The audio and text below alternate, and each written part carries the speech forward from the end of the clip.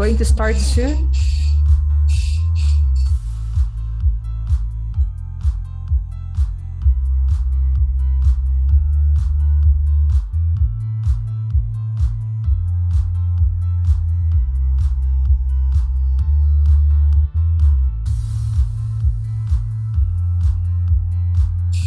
Two minutes.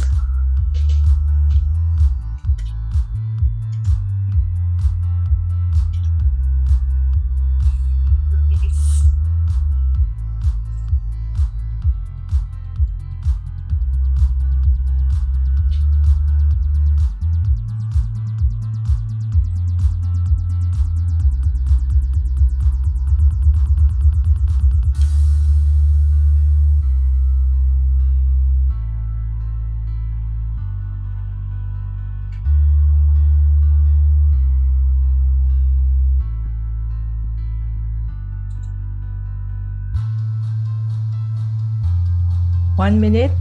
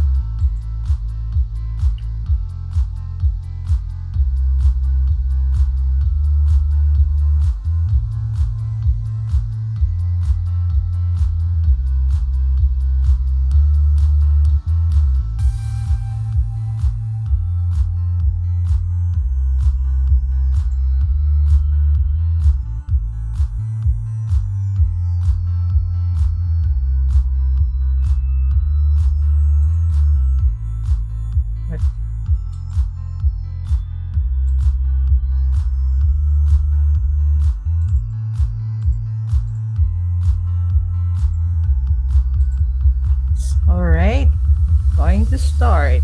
It's already 3 p.m. Manila. Okay. So magandang hapon. Good afternoon, everyone. This is Corinne from DVSPH Academy. So we're supposed to do it live sa aming group, but we experienced some technical difficulty. So I decided to put it live on Facebook page instead. But anyway, I shared it on our Facebook group, so you can still watch the free webinar. Okay, so if you have any question, you just put it on our comment section. Actually, this will be, there will be a replay na ipi-play sa aming YouTube channel. And of course, in our Facebook page, okay? So before we did it with the limited access kasi for some reason, I want to make it exclusive to all.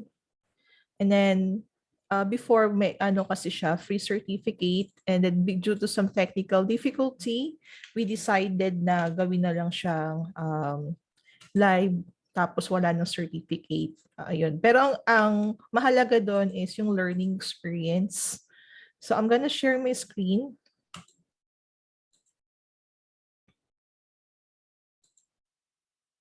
Okay. So this will be the third batch, and at the same time exclusive to all, free real estate cold calling training or webinar. So they'll start at 3 p.m. and end at 6. So depende pa rin po kung gaano katagal mag-e-end to. So since live tayo and we don't have we only have few student na nanonood, medyo siguro malilesen yung question kasi the reason why matagal yung mga free webinar namin, so 2 batches kasi sa mga questions din, which is I really appreciate. If you're watching right now, I really recommend you to watch it live. So in case you have question, just put it on our comment section and I'm gonna answer it in the latter part of the webinar. Okay, so my name is Corinne. I am the founder of the VSPH Academy.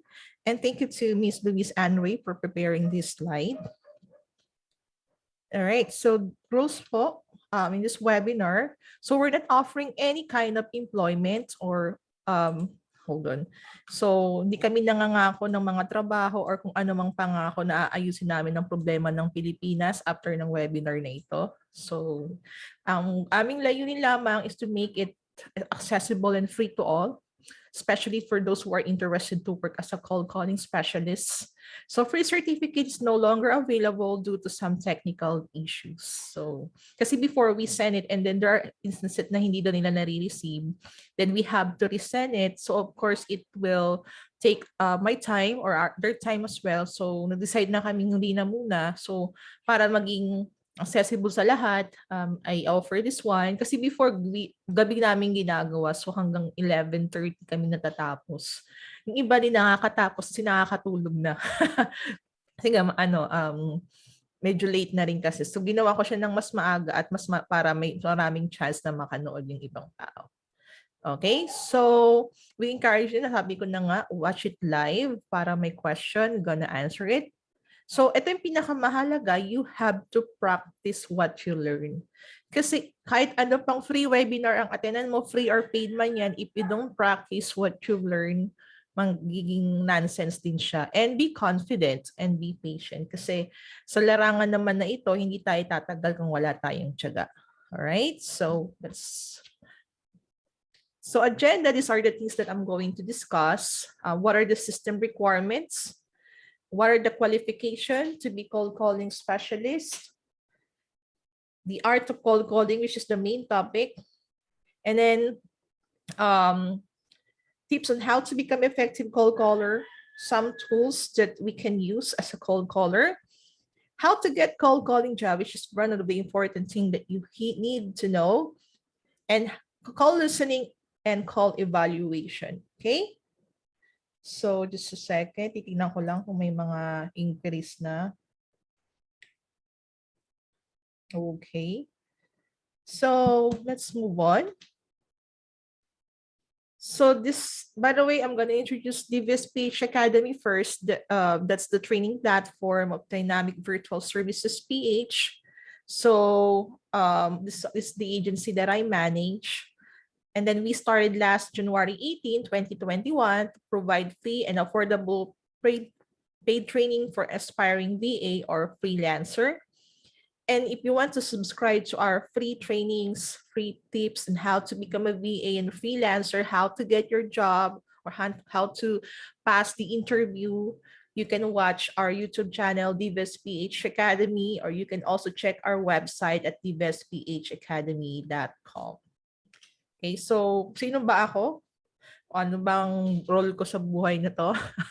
So I am the Managing Director of DVSPH, or Dynamic Virtual Services PH, and the owner and founder of the DVSPH Academy. So I used to be a real estate VA, content writer, cold caller, social media manager, general VA, project manager, daming role. Then I started my own agency last March 2020 with 5 VAs. And right now I already hired almost 50 VA for short and long-term projects. Then we also have clients that are for long and short-term projects. Then I am a registered psychometrician and a licensed professional teacher. All right, so ito na. Ito na nga. System requirements and qualification for cold calling specialists. These are the questions that I always got for the newbies or for the applicant na ini-interview ko. There are instances kasi na may mga companies or agencies or client mismo na very sensitive with system requirements. Kasi there are tools or there are dialer na hindi gumagana if your PC spec is Celeron or yung mas mababa pa sa i3. So, kasi yung mga dialer din kasi sometimes if your PC is so slow, mabagal, hindi siya nag-work ng maayos. So, you miss the opportunity to talk to your leads. Or the sad part, you will lose your job. So, this is an investment, guys. Hindi to pag investment for kikita, hindi po. You have to invest with your equipment first if you really want to push this job. Okay, so what are the system requirements?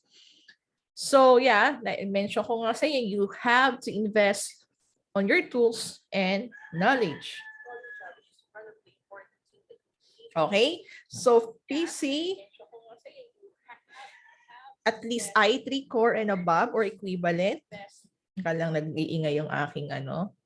Internet connection at least 10 Mbps and above. And it should be fiber optic.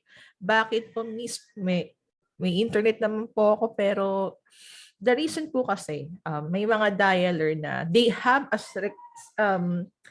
yung may mga pag mababa sa 10 Mbps yung internet speed, there are chances na hindi mo magagamit yung dialer na yon, walang papasok sa yung call, or kung may pumasok man, tunog robot ka pag narinig ka ng ibang ano mo, ng yung leads. They will not understand you and they will hang up kasi nga boses robot ka. Okay? Headset with microphone, and it has noise cancellation capability.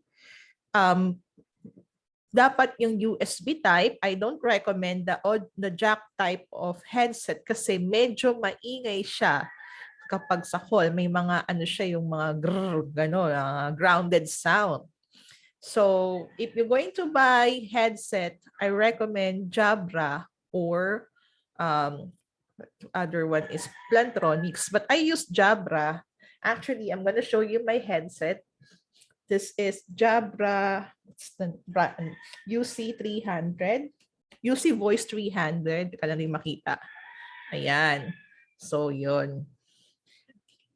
Ang bili ko dito nasa almost 3,000 sa online. But ano nito, yung model na to ay wala na siya sa market. So if you're going to check Lazada or Shopee, may nakita ako ng Jabra na nasa 1,800, yung pinaka-lowest. Yung pinakamahal is nasa 2,000 or almost 3,000. Kung hindi pa-afford, yung kahit yung 1,800 na lang. Maganda rin naman yung kasi yung binili ko sa isang VA ko dati. And mas clear naman siya. Okay? So LAN cable if you are far in Wi-Fi receiver kasi mas stable yung connection mo if you have a LAN cable, and webcam for client interview para makita niya client yung pagmumukha mo during the interview para malaman niya kung ikaw ba talaga ito o you're just using someone else. Tapos iba yung magko-call, ay wag ho nating gagawin yun. Okay, next. Qualification as a cold calling specialist. Paano po ba? Ano po ba ang dapat naming tawag dito, gawin para matanggap? Marunong naman po ako mag-English. Ay, okay. Ay, hindi po ako marunong. Medyo di ako confident. May mga ganang dahilan lagi. Good to great English communication skills. Kasi, di ba, kinder pa naman tayo, English na yung tinuturo sa atin. Pero syempre, wala naman tayong napapag-practicean on our communication skills. So, hindi natin siya na-enhance. But if you really want to become a cold calling specialist, there are ways to improve your English communication skills. And I'm gonna discuss it later on. Neutral to American accent. Why is that, Miss? I know how to speak English, but my accent is not sounded as an, American. Neutral, okay na. Yung napo-pronounce mo ng maayos ang bawat salita. And there are ways naman, sa YouTube may mga doon, tutorial on how to neutralize your accent. Okay, so BPO or ESL teaching working experience are plus. Bakit po? Kasi yung com skill or communication skill ng mga nagtrabaho sa BPO and ESL ay na-enhance na because of their working experience. So, syempre, nasasanay tayong masalita ng English for 8 hours. We're talking to different customer who also speak English, and it enhance our English communication skills. Kumbaga, ang aaralin mo na lang yung system. or yung process, but the communication skills you already. Pero I don't say na ay kailangan, hindi po. Ang sinasabi ko po doon sa dalawa, di ba nauna yung dalawa, enhance natin kahit wala tayo. Kasi meron ako mga BA na even they don't have BPO or ESL teaching working experience, but they enhance their communication skills like in studying, or they enroll to some language school para ma-enhance yung communication skills nila. Confident, tech-savvy, and fast learner. Confident kasi, minsan na sa pagsasalita ng English, kahit hindi maayos yung grammar mo, basta confident ka, you able to express yourself in English. Pasok ka sa banga. Kasi, kapag alam mo na hihina, parang syempre pag kinakabahan ka na, mauutal-utal ka na, babagsak ka na sa interview niyan. So, dapat confident lang. Tech savvy. So bakit tech savvy? Kasi may mga tools po tayong aaralin doon and you have to learn it fast. So dapat fast learner ka. And kailangan alam mo na rin gumamit ng computer. But, ayan, di ba? Kasi siyempre hindi na ituturo sa'yo ni client yan. Sarili mo na mag-aano sa'yo yan, di ba? Great working attitude. Kasi ang skills, mapag-aaralan yan. But the working attitude, medyo mahirap yan. Kasi maraming magaling akong kilala, o may mga magagaling akong kilala, pagdating sa working attitude sablay, so mawawalan din sila ng trabaho kapag sablay yung ating attitude. And willing to work in US business hours, kasi karamihan ng client natin, especially real estate investors, ay nakabase sa US. And actually, sa cold calling, hindi lang investors, hindi lang realtor, maraming businesses ang kailangan ng cold caller. Okay? So, you should practice mag-i-apply ang mga natutunan and you should be courageous para matanggap mo ang success na inaasam mo. Okay. Yan na. This is the main topic, the art of cold calling. So, I'm going to discuss the following. So what is cold calling? The purpose of cold calling, important information that we need to gather during cold calling, the types of leads, cold calling objection, and sample script. Okay? So teka lang po, i-share ko lang itong aking, para mas maraming makano. Ay, na-enhance na because of the, so, I'm gonna discuss the following. So what is cold calling? The purpose of cold calling, important information that we need to gather during cold calling. Ayan. Alright, so let's start. Ano nga ba yung cold calling? Ito ba yung pag nilalamig ka na kaya ka tumatawag?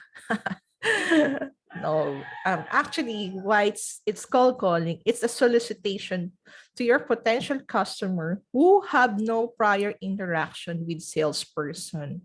It's a form of telemarketing. Cold calling is one of the oldest and most common forms of marketing for salespeople. Kasi nauso naman yung SMS, yung email, yung social media, but there are businesses pa rin who are still trusting cold calling. Why is that? Kasi once they talk to their target customer or potential customer, sa boses pa lang ng kausap, malalaman mo na if they are motivated or not, if they are interested or not. Diba? So, pagkakaiba niya sa telemarketing, yung telemarketing kasi it's more on hardcore sell. Kailangan in a conversation, you have to sell something, which is either services or services or products. Sa cold calling, you just need to pre-qualify them. You just need to ask few questions. Tapos, saka lang tatawagan yun ng ang ating acquisition manager or nung ating client mismo. So, ang role mo lang dito is to know their motivation and gather some information. Hindi kasi hindi dapat, kasi sa telemarketing, kailangan at the end of the call, matapos mo lahat yung end-to-end sales process. But in cold calling, you just need to gather leads. Okay? So, next. Purpose of cold calling. So, this is this is focus po sa sa real estate investors po ito side and wholesaler. Pero yung cold calling, ginagamit din ito ng mga realtor. Teka, nabanggit, sino-sino ba yung mga real estate na yan? So real estate wholesaler, they are the one who buy property in a discounted price. Like, meron ako naging client na wholesaler, parang 40 to 60% of the market value. Okay? So, market value ay yung price ng bahay nila sa market or sa database ng US. So, yes, si wholesaler. Karamihan na binibili ni wholesaler yung mga nasa super distress situation, yung mga sira na, yung mga nasa divorce, yung wala na talagang yung bahay. Then si real estate investors, eto naman, they also buy property in a discounted price, like around maximum is 70% of the market value. And then pwede nila yung flip and fix, pwede nilang i-buy and hold, pwedeng creative finance. So maraming option. Not like with wholesaler, they will just get the title, tapos parang ita-transfer nila sa another buyer. Hindi sila yung actual buyer, but there will be someone, i-assign lang nila yun. Si investor, siya mismo yung bibili ng property. Okay, then si realtor, siya naman yung, kung baga dito sa atin is real estate agent, yung mga nagbebenta ng bahay, but there are commission. So they sell or they sell the property in a retail price. Kasi nga may commission sila doon. Okay, going back here, so we have to ask them if they are interested to sell their property. So ask them kung ano ba talaga, why you want to sell the property. May I know the reason why. So you have to get their motivation and a reason for selling. Then check if they will consider a cash offer for the property, to gather the information about the property and to know their time frame. Actually, that's the 4 pillar of cold calling. So una is of course the motivation. Second is what we call this, the time frame, the situation of the properties, the third one, and the fourth one is yung nila, yung time frame nila. Okay, so yun, right? So discuss ko pa siya, overview pa lang to, baka matapos na agad eh. Okay, so major tools that we use for cold calling. Kasi sa karamihan sa interview, if you're going to apply as a cold calling specialist, they will ask you what are the tools that you are familiar with.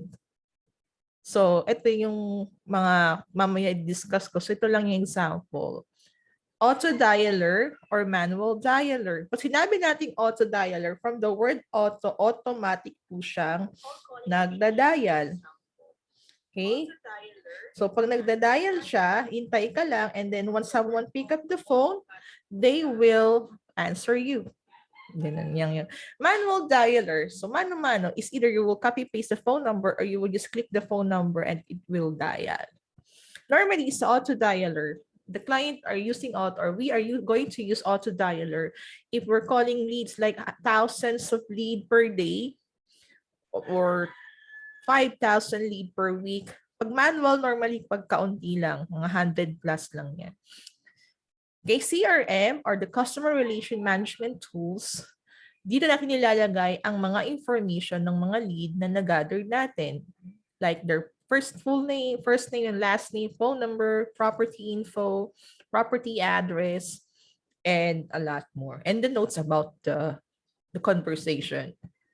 The lead sheet or web form, kasi may mga client na they don't have CRM or they don't want their VA to have an access to the CRM, but instead they have a web form. Kasi once na fill up yung web form, automatic yun mapupunta sa CRM ni client.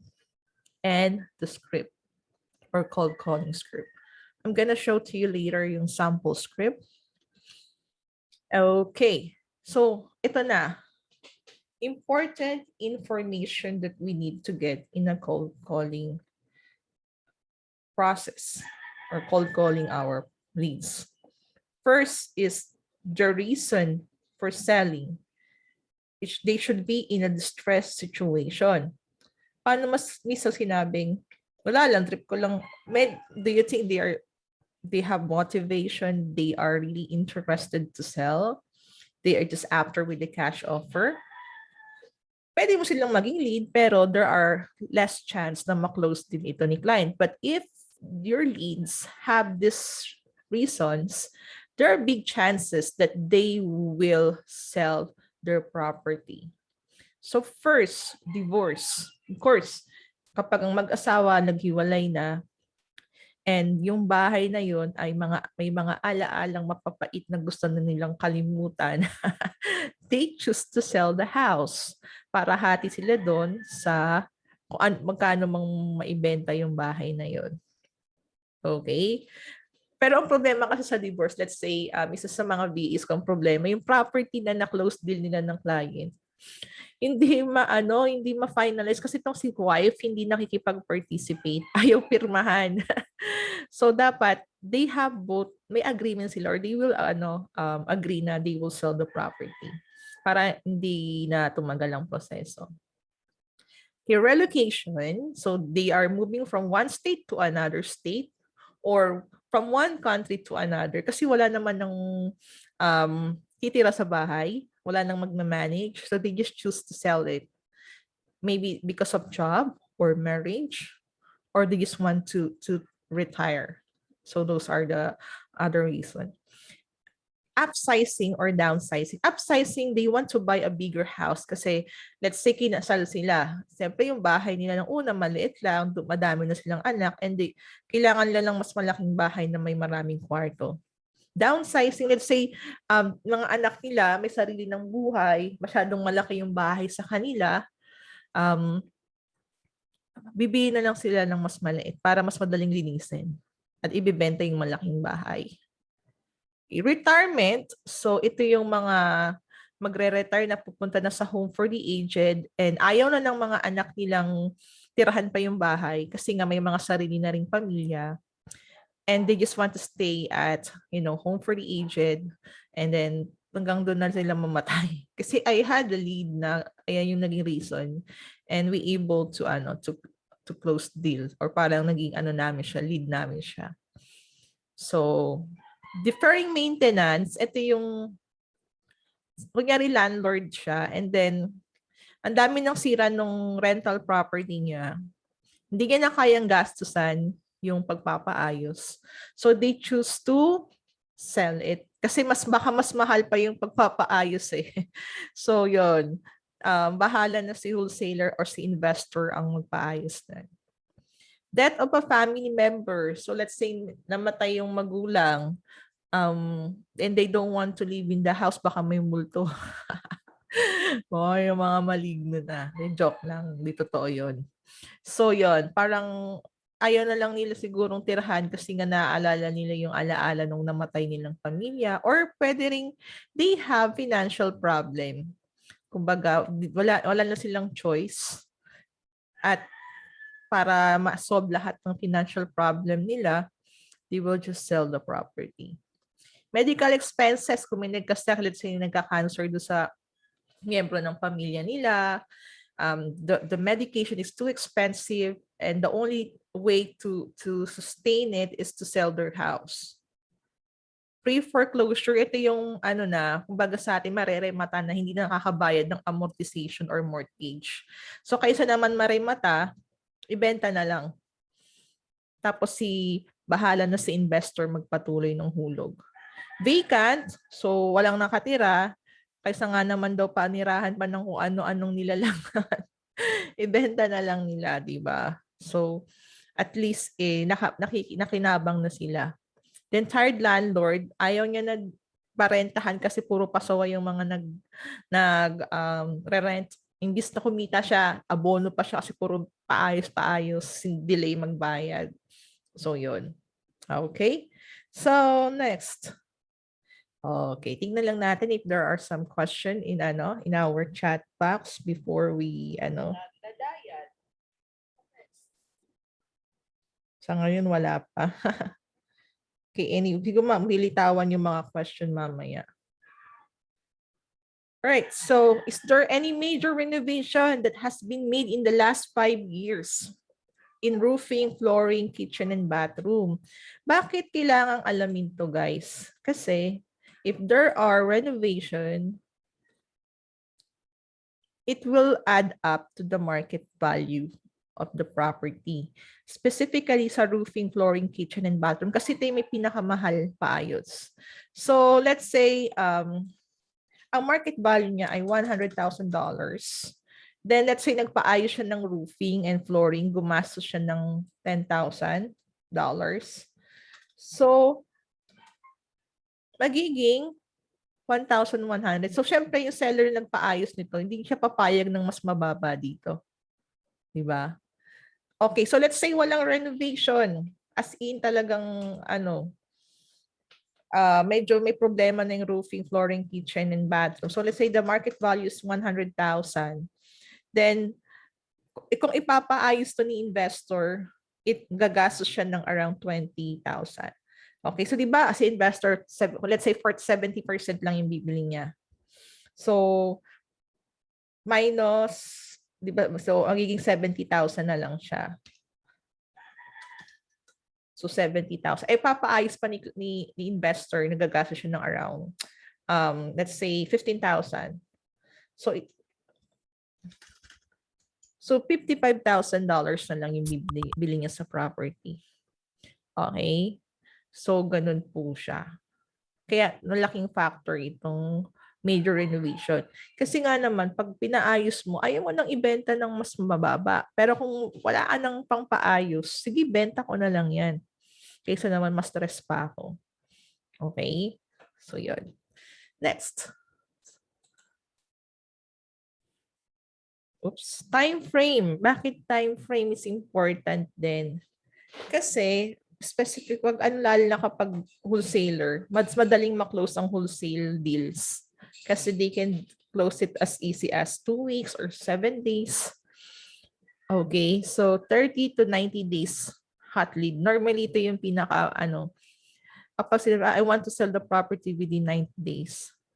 And then, meron pa siyang valid reason to sell the property. Let's say, tired landlord. And then, wala pa siyang ginawang renovation. Kasi nga, tired landlord na siya, ayaw niya nang ipaayos. Matic yun, hot lead. Hot lead yung, kasi gusto niya nang, he just want to get, gusto niya nang umalis sa property or ayaw niya nang i-manage yun. So, of course, malalas yung headache niya pag bibilhin na ni client mo yun.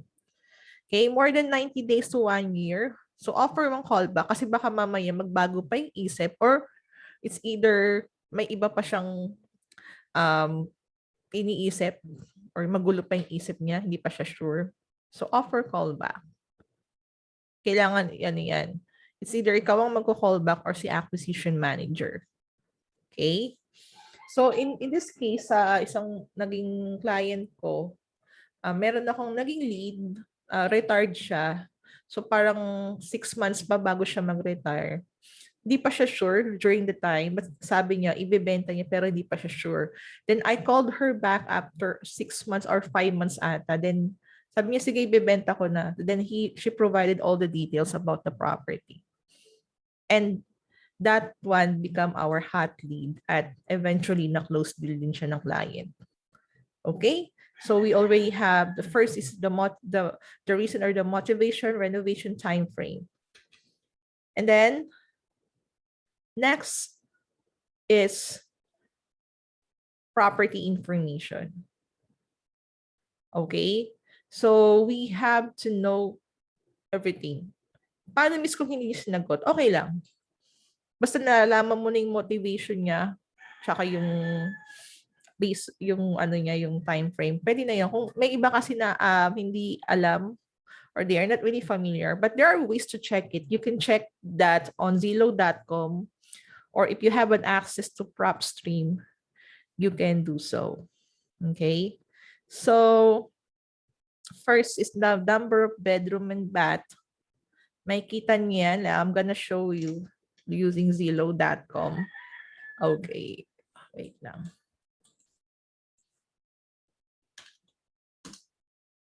Okay, Zillow. Antayin ng proper. Let's say this one. Oops, medyo ano tayo dito. Hanap tayo ng iba. Oops, teka lang. Wala akong reading address. Wait lang. Chestnut Street na lang. Okay. So, hanap tayo. Kunyari itong property na to. Ito. Let's say this. Ito, oh. This is an example of a distressed property. Diba? Sobrang distressed na to. So, ang kanyang market value or estimate is 69,999. It has 3 bedroom and 1 bath and 1,131 square foot. So, ito yung sinasabi ko, makikita natin yung info. Okay? Pero dito hindi mo makikita yung info kung sino yung seller, sino yung property owner. Makikita mo lang dito kung sino yung ito, under siya ng isang real estate or realty, yung Remax. Okay, one of the well-known realty company doon sa US. So scroll down mo lang, makikita mo yung mga ano niya, appraisal, yung tax niya, and then what else? School nearby. Okay. All right, so that's Zillow.com.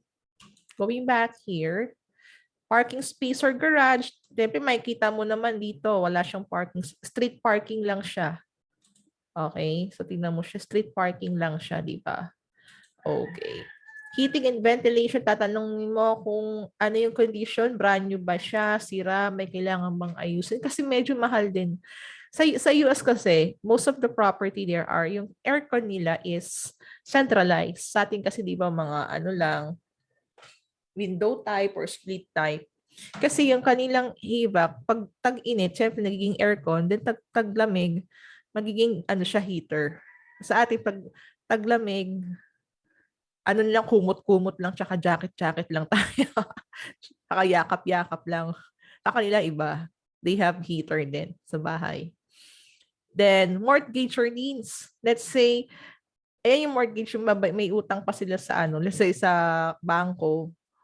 So, kunyari nga, an example natin 100,000 yung property. Then, bibili na lang ni client ng yung maximum allowable amount is 70,000. And then, may utang pa siya sa mortgage, let's say 10,000. Magiging 60,000 na lang. Bakit? Kasi si investor na yung magko-cover ng remaining balance niya sa mortgage. Or kung ito yung sa mga unpaid taxes, hindi sila nakapagbayad ng property tax, ima-minus din yun doon. Okay? So, vacant, rented or owners occupied, why we need to know that? Kasi baka mamaya, kung may nakatira dyan, tapos pupunta si client for property visit, baka palayasin siya, baka barilin siya nung nakatira doon. So, kailangan alaman din natin. Siyempre, mas maganda kung vacant para pwede nilang masilip or ano man. Rent per month, bakit kailangan din? Kasi there are investors, katulad ng isa sa mga investors na client ko, buy and hold, tapos pinarerentahan niya. Kasi para malaman din niya kung magkano yung magiging ROI niya once he buy the property at pinarenta niya ito. Doon makikita natin yung sa Zillow.com. Pwede naman din i-disclose nung seller or nung lead na kausap mo. Okay? So, actually, there are more info that you have to know, but these are the important information that you need to ask during the conversation. Okay?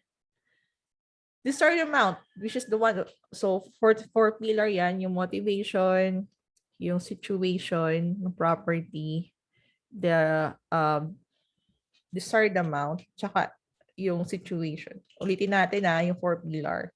Reason, then renovation or the situation of the property, time frame, and the asking price or the desired amount.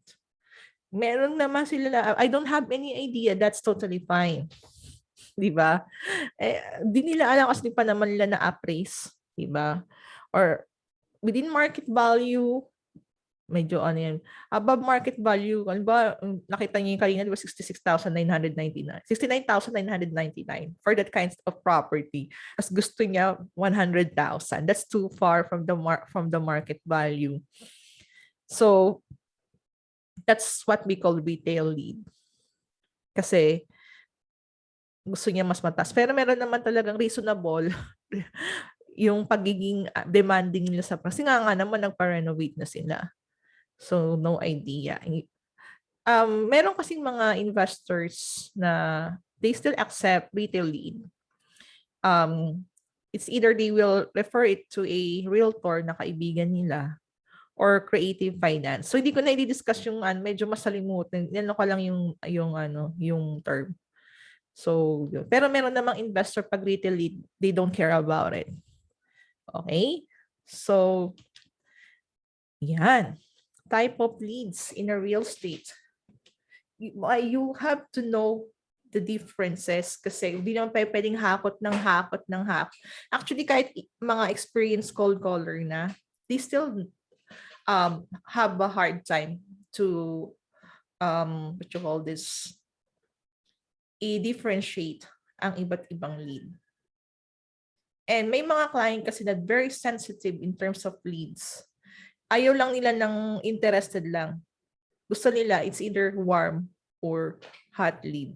Kasi meron interested but they only after with the cash offer. And they don't want, help to sell their property. Mukha lang silang pera, ganun. So first is the cold lead. Kadalasan cold lead ang nakukuha natin. Actually, ano yan eh.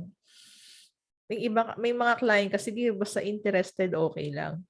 Yung mga client, no, I only considered hot and warm lead. So first, interested to sell. They want to hear a cash offer. And once I consider the offer, I'll sell the property. That's their always yung verbatim nila. Pag ganyan na, wag na tayong umasa. And the price should be within the market value or within my criteria. Ito yung amount. Pag hindi ganitong amount ang pagbibili is or ano ba, I want 100,000. Kapag hindi ganyan, hindi ko bebenta. Wala na yan. Low motivation yan, guys. Low motivation. Medyo kailangan pa ng brasuin yan. Not in a distress situation. Wala siyang other, valid reason to sell. And some of them, they don't want to provide many details. Laging sabi niyan, if you will not buy my property na ganitong amount, I will not provide any details. Tapos sabay baba ng telepono. Okay? And the time frame will depend on the offer or maybe after 90 days. Diba? Siguro sa isang week, 60% of your lead are cold lead. And the remaining is either warm or hot lead. Okay? Next, warm lead. They're really interested to sell. They want to hear cash offer. They are not very specific with the price. Kasi di nga alam ano yung price nung nila, nung kanilang property. And then, they will provide info about your property. Masarap silang kausap. They are very participative. There are some minor repairs in the property.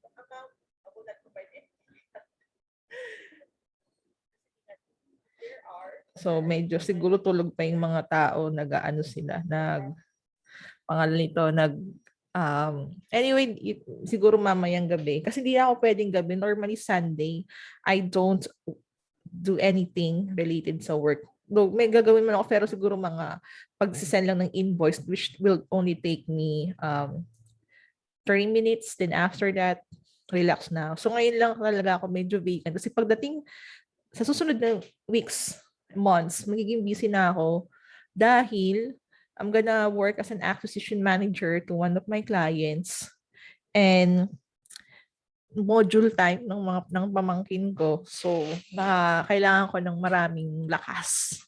And yun nga, hindi ko na maisingit yung mga ganitong webinars. Okay? So, yun. There are minor repairs.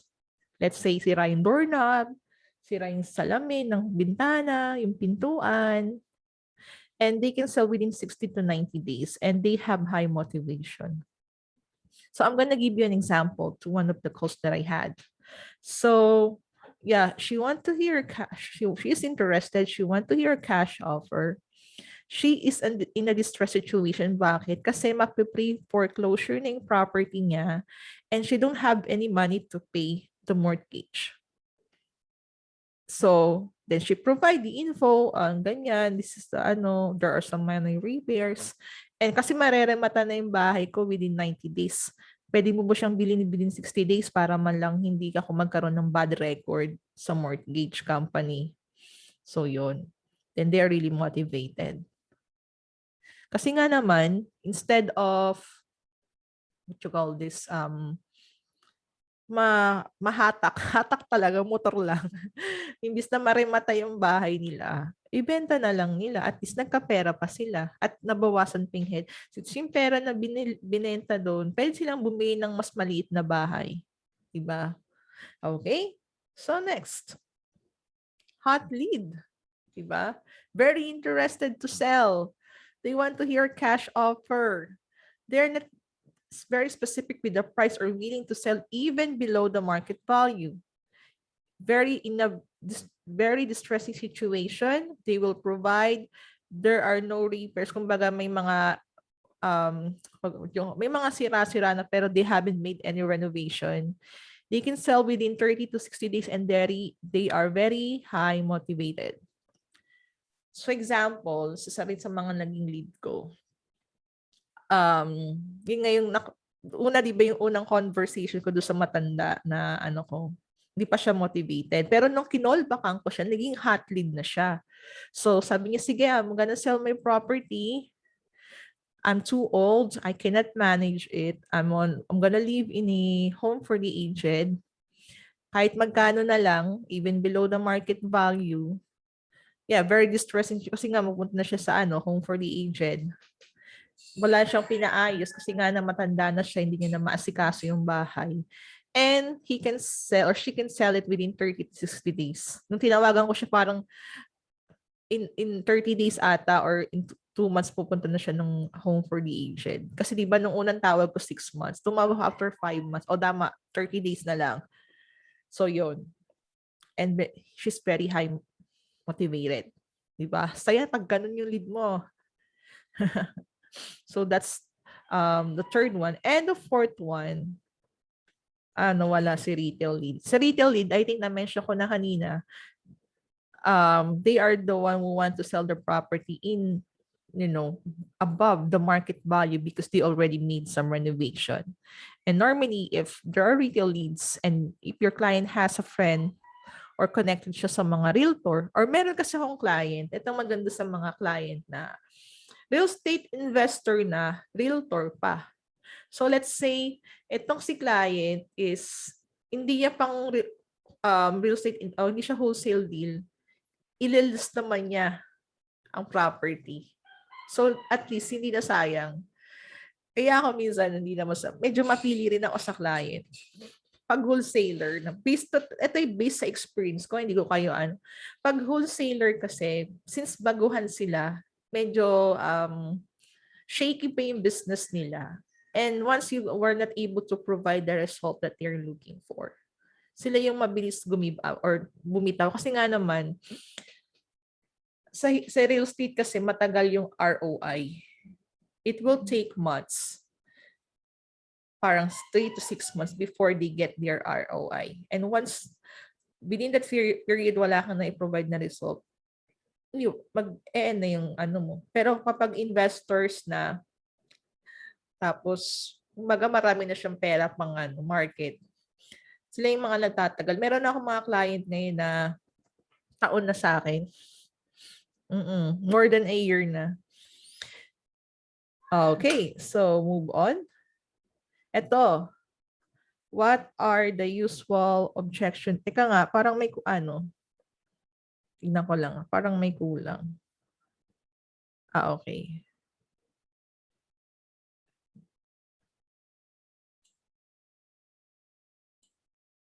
Ayun. Nablipat pala sa ibang bahagi yung ano. Anyway, so what are the usual objection sa cold calling? And what are you going to tell them? Hindi na, ay, galit na siya, ayawan na, babay na. Hindi po. You have to find ways to answer them. And these are the common objection that you will encounter. So first, I am not interested. So majority of your call, ganyan. I'm not interested to sell my property.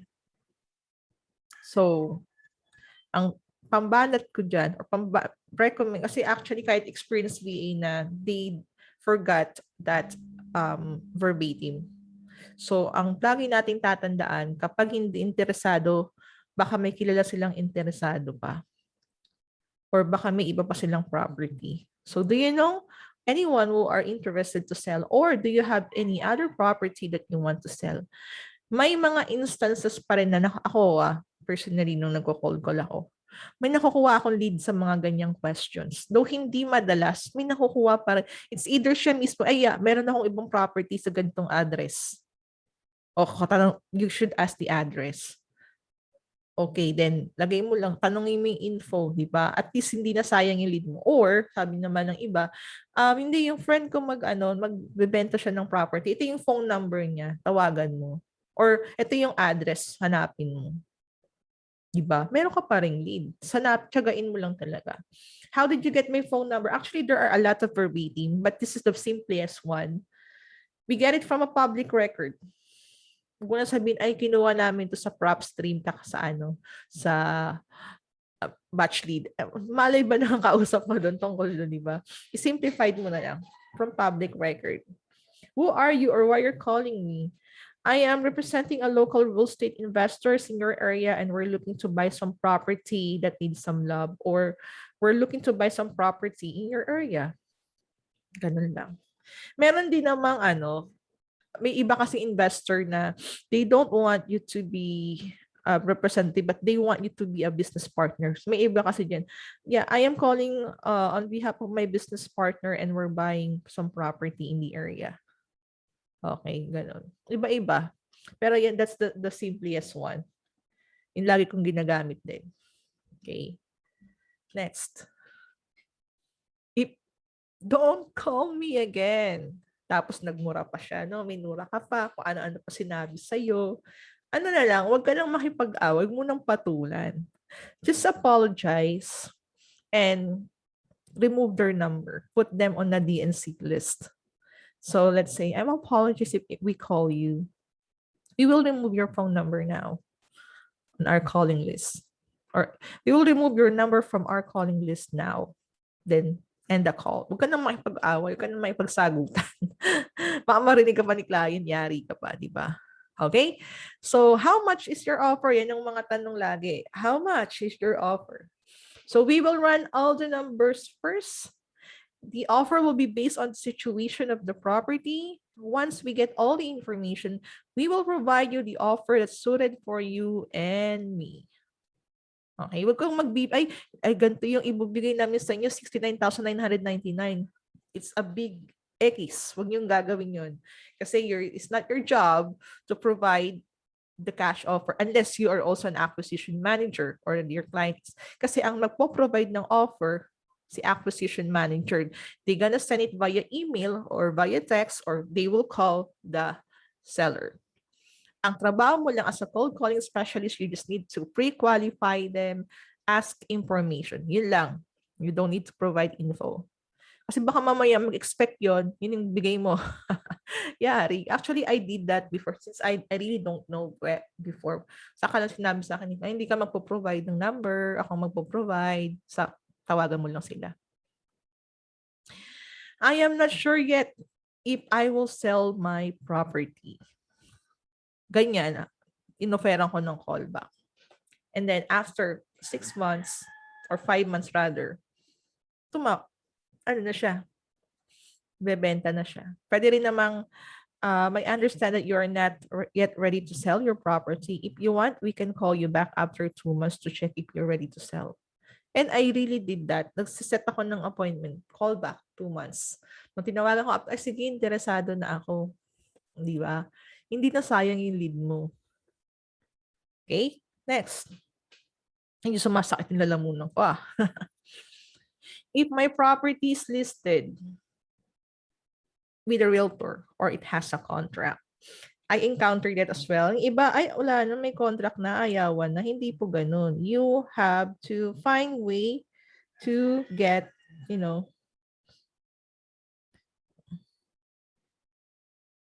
hey, Miss Pass, thank you po. Yan, nag-ano lang ako. And then mga nagtatag ng mga friends nila. Sige po, pa-share lang po. Kasi, I really passionate about sharing my knowledge. And sana mas makarating to sa mga aspiring BAs. Kasi ngayon, sorry, naubo ako, bad trip. Wala akong COVID. Samid ako sa laway ko. Maraming nawala ng trabaho. May mga BPOs, pips ako na kinala na they don't want to go back na kasi ayaw nilang i-risk yung life ng kanilang kamag-anak. Lalo na kung may mga anak ka or may lolo or lola ka sa bahay. Diba? Sila yung very vulnerable sa COVID-19. So they want to work as a cold calling or BA. So please po, pa-share po yung video namin. Nalaking tulong po ito sa mga kababayan natin na they want to work from home but they cannot afford to have a paid trainings. So, please po, pa-share. Salamat po sa mga nag-share at nagtag ng kanilang mga kaibigan. Going back here, guys. So, I see how long is the contract. Why you have to ask the contract? Kasi normally, pag list niya sa realtor, 90 days. Pag hindi nabenta yung property in 90 days, it will become a expired listing. And, syempre, pagkakataon na yon natin na maging lead yun. Okay. Sabi niya, 90 days. Ako ganyan, offer pa ako ng callback. Hindi ako gumigive up agad. Pero pag sinabi niya, hindi ko alam eh. Tawagan mo na lang yung realtor ko. Ay, mga ganon. Wala na. Ibig sabihin, they don't want to deal with you. Pero ako may one time, nagkaroon ako ng ganyan. Sabi, 90 days pa. Sabi ko, pwede yung tawagan kita na after 90 days. Sabi ko, sige. Ayun. Hindi na sayang yung lead ko. Nakalimutan ko na, parang hindi ko rin yata na-contact after 90 days. So if I made major remodeling on my property, so of course they don't want to sell it in a lower price. So tanongin mo na lang siya, will you consider selling your property with the realtor? Or do you want your property to be listed with in a realtor or in an MLS, whatever? Pag ganyan, ito disclaimer lang siyempre tanongin niyo muna si client, realtor ka din ba? Or may kaibigan ka bang realtor na pwede mong pag-referan nito? Pag wala, you should not ask that question. Pag meron, then ask. Instruct ka naman ni client eh. So, the other investor offered me amount for that property. Sabihin mo, wow. Eddie, wow. No, a joke lang. Nice. Seems that there are few investors who show interest to your property. We will make an offer that's suited for you and for us. Baka nga naman mas better yung offer mo kaysa doon sa isang investor. Ano mo pa rin? I-push mo pa rin. Pero pag ayaw na talaga niya, di wala. Huwag ka nang magpakababad and just move on. Okay? Ba't sipon ka? Maraming iluha. Eto na. Dialer sa real estate. Actually, there's a lot of dialer. But these are my favorites. Ay, gumala yung mic ko. These are my favorites kasi first, I know how to use them. Second is, I really like napaka-user-friendly nila. Okay? So first is batch dialer. So it has single line or triple line. Actually, it can also dial up to 12 phone numbers, but I don't recommend that kasi maraming nasasayang na lead. Kasi nasabi ko kay client, hanggang 3 line ka lang client kasi syempre 12 phone numbers nagda-dial at the same time, sabay-sabay silang sumagot. Imbis na makakausap mo wala. Mapupunta lang sa voicemail. Okay? Maganda kay batch, bukod sa mura siya, user-friendly. You can check your real-time report kung how many calls you made, how many not interested, no answers whatsoever. And napaka-simple lang ng interface niya. And it has built-in dialing system.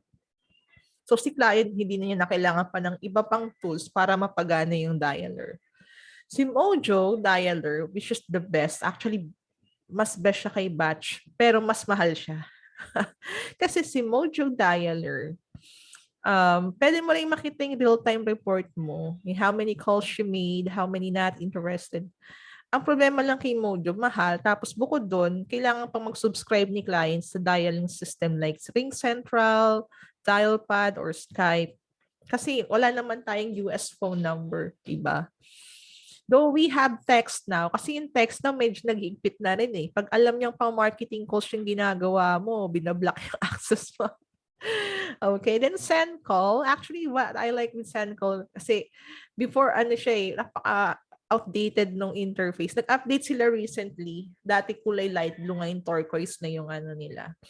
Then, to send ko lang, medyo ang liit lang ng letters. Saka hindi mo makikita yung how many calls you made unless ka-count mo siya manually do sa call logs mo. So ganun lang yung ways to see. And then hindi mo nakikita kung nagda-dial ba siya o hindi. Di gaya sa batch ka Mojo, makikita mo yung phone numbers and lead na dinadial niya. Sa send call, magugulat ka na magpa-pop in na lang yung account. Kaya nga nag-send call ako, nakakatulog ako. Kasi ngayon ako nakikita. Kumbaga, clueless ako kung may kausap na ba ako or di ba? So, yan. Okay. So, marami pa. May call tools pa tayo. Pero ito yung pinaka three dialers. Meron ding iba yung mga Vulcan 7 Red. Pero pang realtor na yun. Kasi focus tayo ngayon sa mga real estate investors and wholesaler. Okay? CRM for real estate cold calling. So these are my 3 favorites. Actually, marami pa siya. Ito lang yung madalas na ginagamit ng mga investors and wholesaler na naging client ko. Unang-una si Podio. Yan, karamihan, halos ata yung 90% ng mga clients ko or mga naging clients ko, Podio yung CRM nila. Okay? REI Black Book and REI Reply. Si Pojo kasi may mga automation din siya, may mga rin siya. Pero depende kasi sa subscription eh. Ito kasing REI Black Book and REI Reply, you can send text, email. Itong REI Black Book, you can also do some automation din. REI Reply, may dialer din siya, pero parang single line lang yung dialer niya. You can also send text. Okay? So, kasi medyo mahal lang itong dalawang to.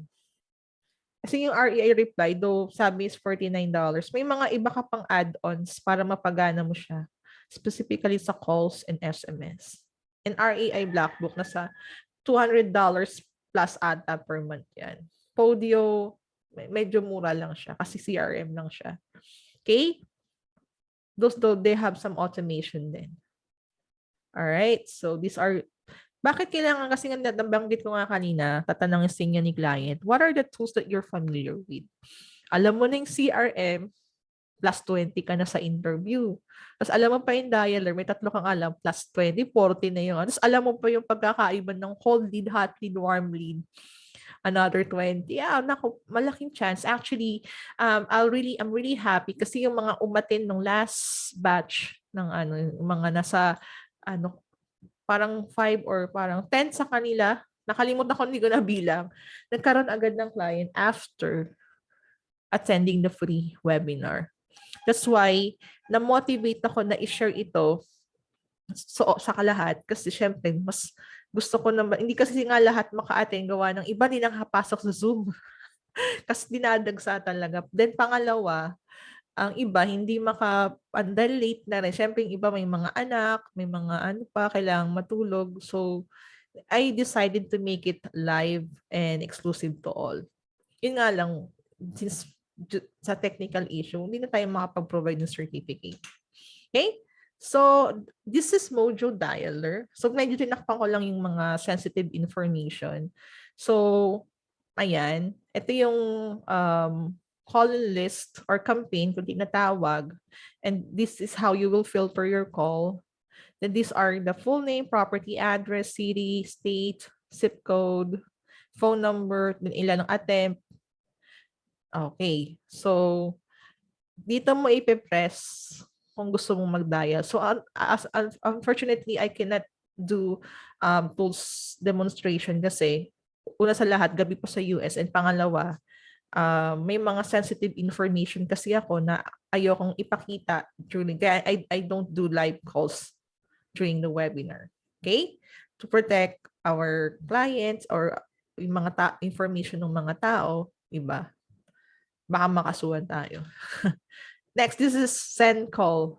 Iba? Yan, send call. Di ko lang natakpan yung phone number. Okay, this is send call. Di ko na tatagalan.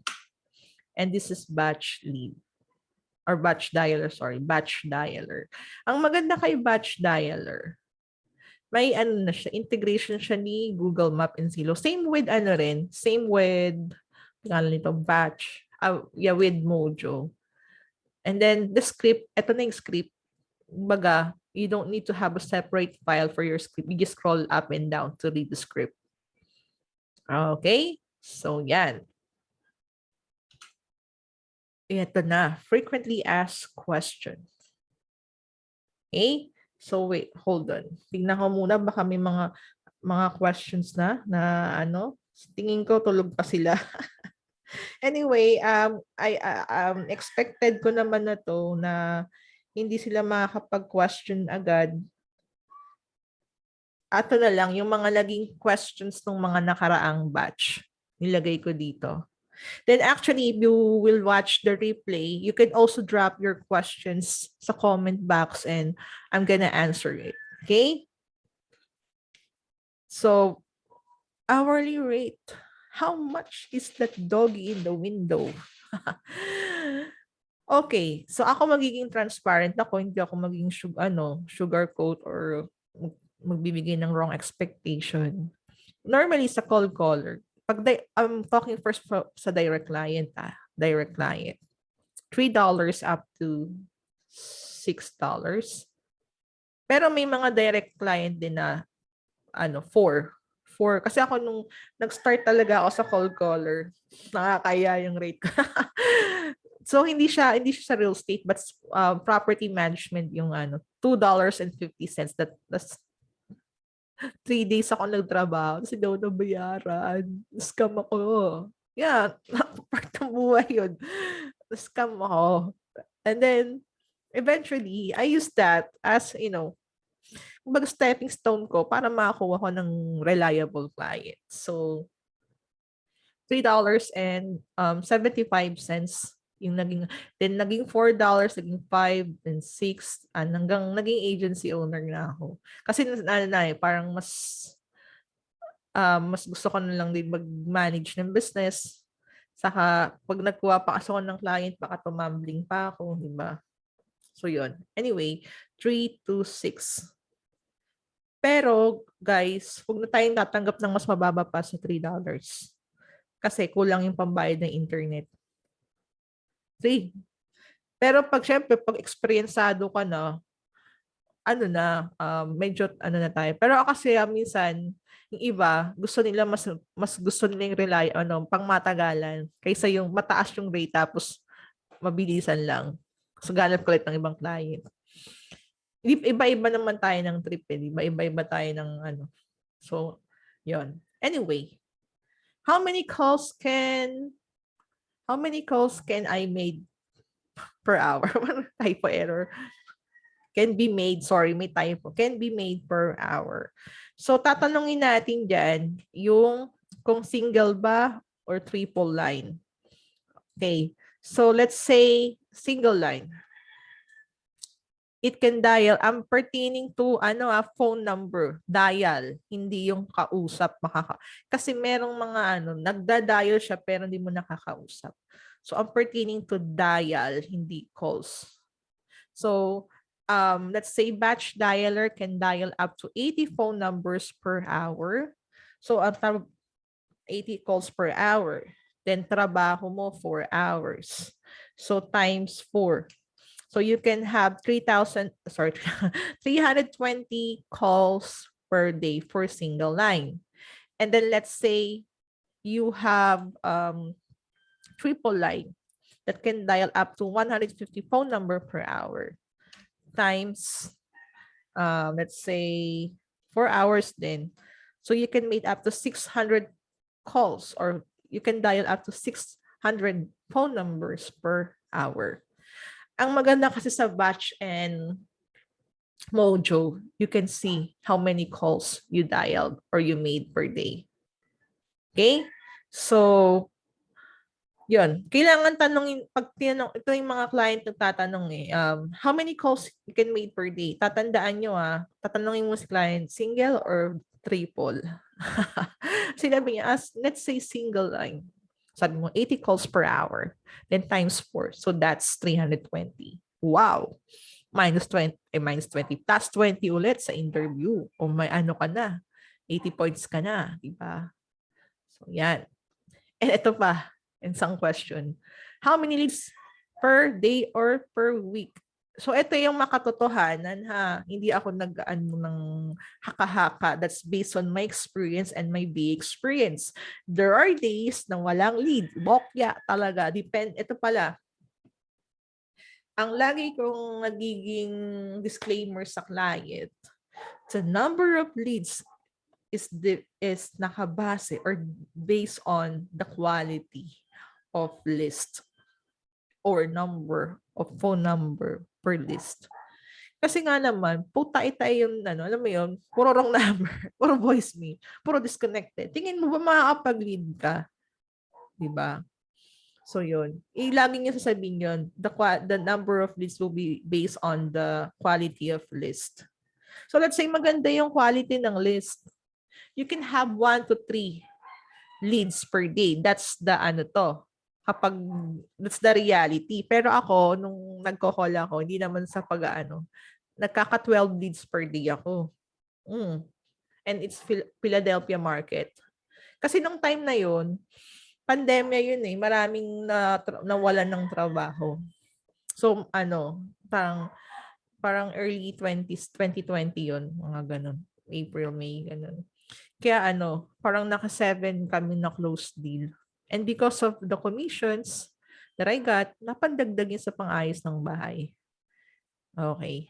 So, yun. Yun yung makatotohanan. 1 to 3 leads per day. So, let's say 3 per day times 5. So, you can have 15. Paano kung mahusay ka talagang pinagpala ka sa babaeng lahat? 5 leads per day times 5. 25 leads per day. Pero kasi nga, sabi ko nga sa inyo, kahit eksperyensado na ng mga VAs, mga eksperyensado, mga na yan, may times talaga na bubokya pa sila. Which is hindi ko sila pinagagalitan kasi alam ko yung kalakaran. Because I know yung experience na walang lead. Nakaka-stress. Di mga client naman na they really understand. Especially if your client are, they're experienced na. Pero pag mga client nyo yung parang baguhan pa lang, hindi alam yung or hindi sila nagtitake ng mga courses, they put the blame to the VAs. Kaya ako, pag sa agency, pag biniblame ni client yung VA ko, tatanungin ko muna, saan mo ba kinuha yung list mo? Did you check the Marirealize nga yung pangit nga yung list ko. Ayan. So, don't feel bad about it. Next. Can I accept a commission-based or per lead job? Ako, if you're going to ask me, no. Kung ako yung VA, Kasi pero kailangan ko ng pambayad ng bills. Kailangan ko ng pambili ng bigas. Kailangan pambayad ng kuryente, ng kung ano-ano pa. Pero I don't blame those people who accept commission or per lead job. Kasi pwede yung mag-gain yung experience mo. Kasi lagi kong inaano yan sa mga VA, Miss, may ganitong offer. Kaso, ang tanong ko sa kanya, ano bang pangangailangan mo? Kumita ng pera o experience? Sabi niya, Miss, kumita ng pera. They don't accept that. May isa akong VA, Miss, gusto ko lang mag-gain ng experience. Okay. Kung ano mo, makakatulong yan mag-gain experience mo, you can do so. And then, eventually, makakakuha. Meron akong VA talaga na alala ko, hindi ko na lang ipoprovide yung name niya. 2 years commission based siya doon sa client niya. Then nag-apply siya sa akin. Sabi ko, grabe, 2 years. Sabi, Miss, kailangan ko ng experience eh. Sabi ko, okay, wala, hindi ko na mo siya inano doon. Trip niya yun eh. Pero ngayon, maganda na yung sitwasyon niya. Though di ko na siya VA ngayon, nagda-direct client na siya. Stable na rin yung kanyang VA career. And because she accepted ng commission base muna para then nag-apply siya sa akin, and afterwards nag-apply siya sa iba, then nasa magandang sitwasyon na siya ngayon. Okay? She used to be an ESL teacher, then nag-VA siya, cold caller, then direct client na siya ngayon. May mga, alam nyo kasi guys, eto magiging honest din ako. May iba kasing mga client. Why they want commission base? Kasi, ang nabanggit ko nga kanina, ang real estate kasi, ang ROI niyan, hindi agad-agad. Di mo makikita agad na kumikita ka unless makapag-close deal ka. Hindi gaya sa mga e-commerce store. Malalaman mo agad na kumikita o hindi. Depende dun sa result ng Facebook ads, CPM, whatever. Sales mo, sales report, makikita mo agad. Not like with real estate. Kailangan mo magbilang ng months bago ka close ng deal. Kaya karamihan ng mga real estate investors, marami talaga silang pondo for marketing. Okay? So again, depende yan sa pangangailangan. And I don't recommend commission-based. Kasi lalo na ngayon, kailangan natin ng pera. Diba? Dahil pandemya. We will provide the dialer and CRM. Tsaka yung calling list. Ako po ba, Miss? No. Si client yang magpo-provide. Pag walang ganyang client mo, tapos gusto niya improvise mo lahat, wala siyang pang sahod sa'yo. Maghanap pa ng ibang client. Real talk lang. Wala nga siyang pang-invest sa dialer, sa CRM, pang sahod pa kaya sa'yo. Oo, totoo yan. May mga na-encounter na akong ganyan eh. Sabi ko, may dialer ka ba? Wala eh. CRM. CRM okay lang kahit wala. Pero yung dialer tsaka calling list, kailangan meron sila niyan. Pwede bang ikaw na rin maghanap ng patawagan? No. Tapos ang rate mo, ano pa yung matagal pa, hindi pa ako VA. No? Hindi pa ako agency owner. No? Parang ganito yung rate mo, ikaw lahat maghahanap. Kasi kung may dialer ka, wala. Sa'yo din. Wag na. Scene na lang ako. Scene zone ko na lang si client. Dapat sila magpo-provide yan. Kasi business yan, they have to invest. Kung wala silang pang-invest, huwag silang magnegosyo. Joke lang. So yan, what if the client will not pay me? Una, syempre iyak ka muna. Iyak ka muna, syempre masakit yun, hindi ka binayaran. Naranasan ko yung scam nila. Ano talaga, nakakasad talaga. Pero sabi ko, di bali na, nag-gain naman ako ng experience. Pangalawa, ano muna, message muna. Bakit mo ako di binayaran? Iwan, dahilan yan. Ganito, ninakawan ako, nagkasakit ako. Lahat ng pwede. Nakita mo yung Facebook post, may bagong may celebration ng sigla-sigla. Sila naman tawag ito, aani ng kanilang kasamaan. So, yun. Una, message mo, hindi nag-reply, binalak pa, wala na. Finish na. Email mo kung may email ka. Pero yan, talagang panakot. Ito yung mga panakot. Una, patulpo mo sila. walang gano'n. Wag tulpo. Wag di naman pwede sa US yan. Una, ano mo muna, sige ganito installment. Kung di mo kaya ng isang bagsakan installment. Pangalawa, ayaw pa rin makipag-participate. takutin mo na magpa-file ka ng case sa Better Business Bureau or small claim court. Just Google it and how to do it. Meron yun doon. Or pangatlo, ipopost po yung mukha mo sa mga Facebook group. Kasi, or you can also put some bad reviews on their Facebook page or Google My Business page. May ganyan ako kaya parang ang laki ng ng utang sa kanya. Ginawa. Tinakot niya, naglagay siya ng bad review. Ayun, nagbayad. Pero kasi ako, I have preventive measure, especially ngayong agency owner ako. Pag 3 days di ka nagbayad, di na kami magpo-provide ng service sa'yo. Kung kaya ko namang abonohan, inaabonohan ko na lang para hindi naman kawawa si BA. Di ba? Pag ganyan, kasi kami agreement kami ng mga client ko. Sabi ko, pag di sila nagbayad, I'm gonna file a case on a small claim court. Or di kaya talagang matigas ang apog nila. Sinayaan ko na lang eh. Isang stress pa ako. Bayaran ko si BA. Sabi ko, pagka nanagutan naman nila sa Diyos yan, di ba? Alright. How will I found out that I am dealing with a scammer? Una, tingnan niyo muna yung Facebook account or LinkedIn or if they have social proof na existing sila, totoong tao sila. Pangalawa, company website or ask their company. Pag medyo fishy yung social media and website, stop. Tapos paiba-iba sila ng term. Yan yung pangatlo. Paiba-iba sila ng term. Then, kailangan pag nag-ano kayo ng client, open cam, face reveal kayo lagi ni client pag may meeting kayo. Tsaka yung accent din kasi minsan din pag nakausap mo ay parang ibang ibang lahi siya or hindi siya American ganun. Medyo medyo sketchy din, di ba? Again, social media page, website, open cam dapat. Dapat hindi pa bago-bago ng term.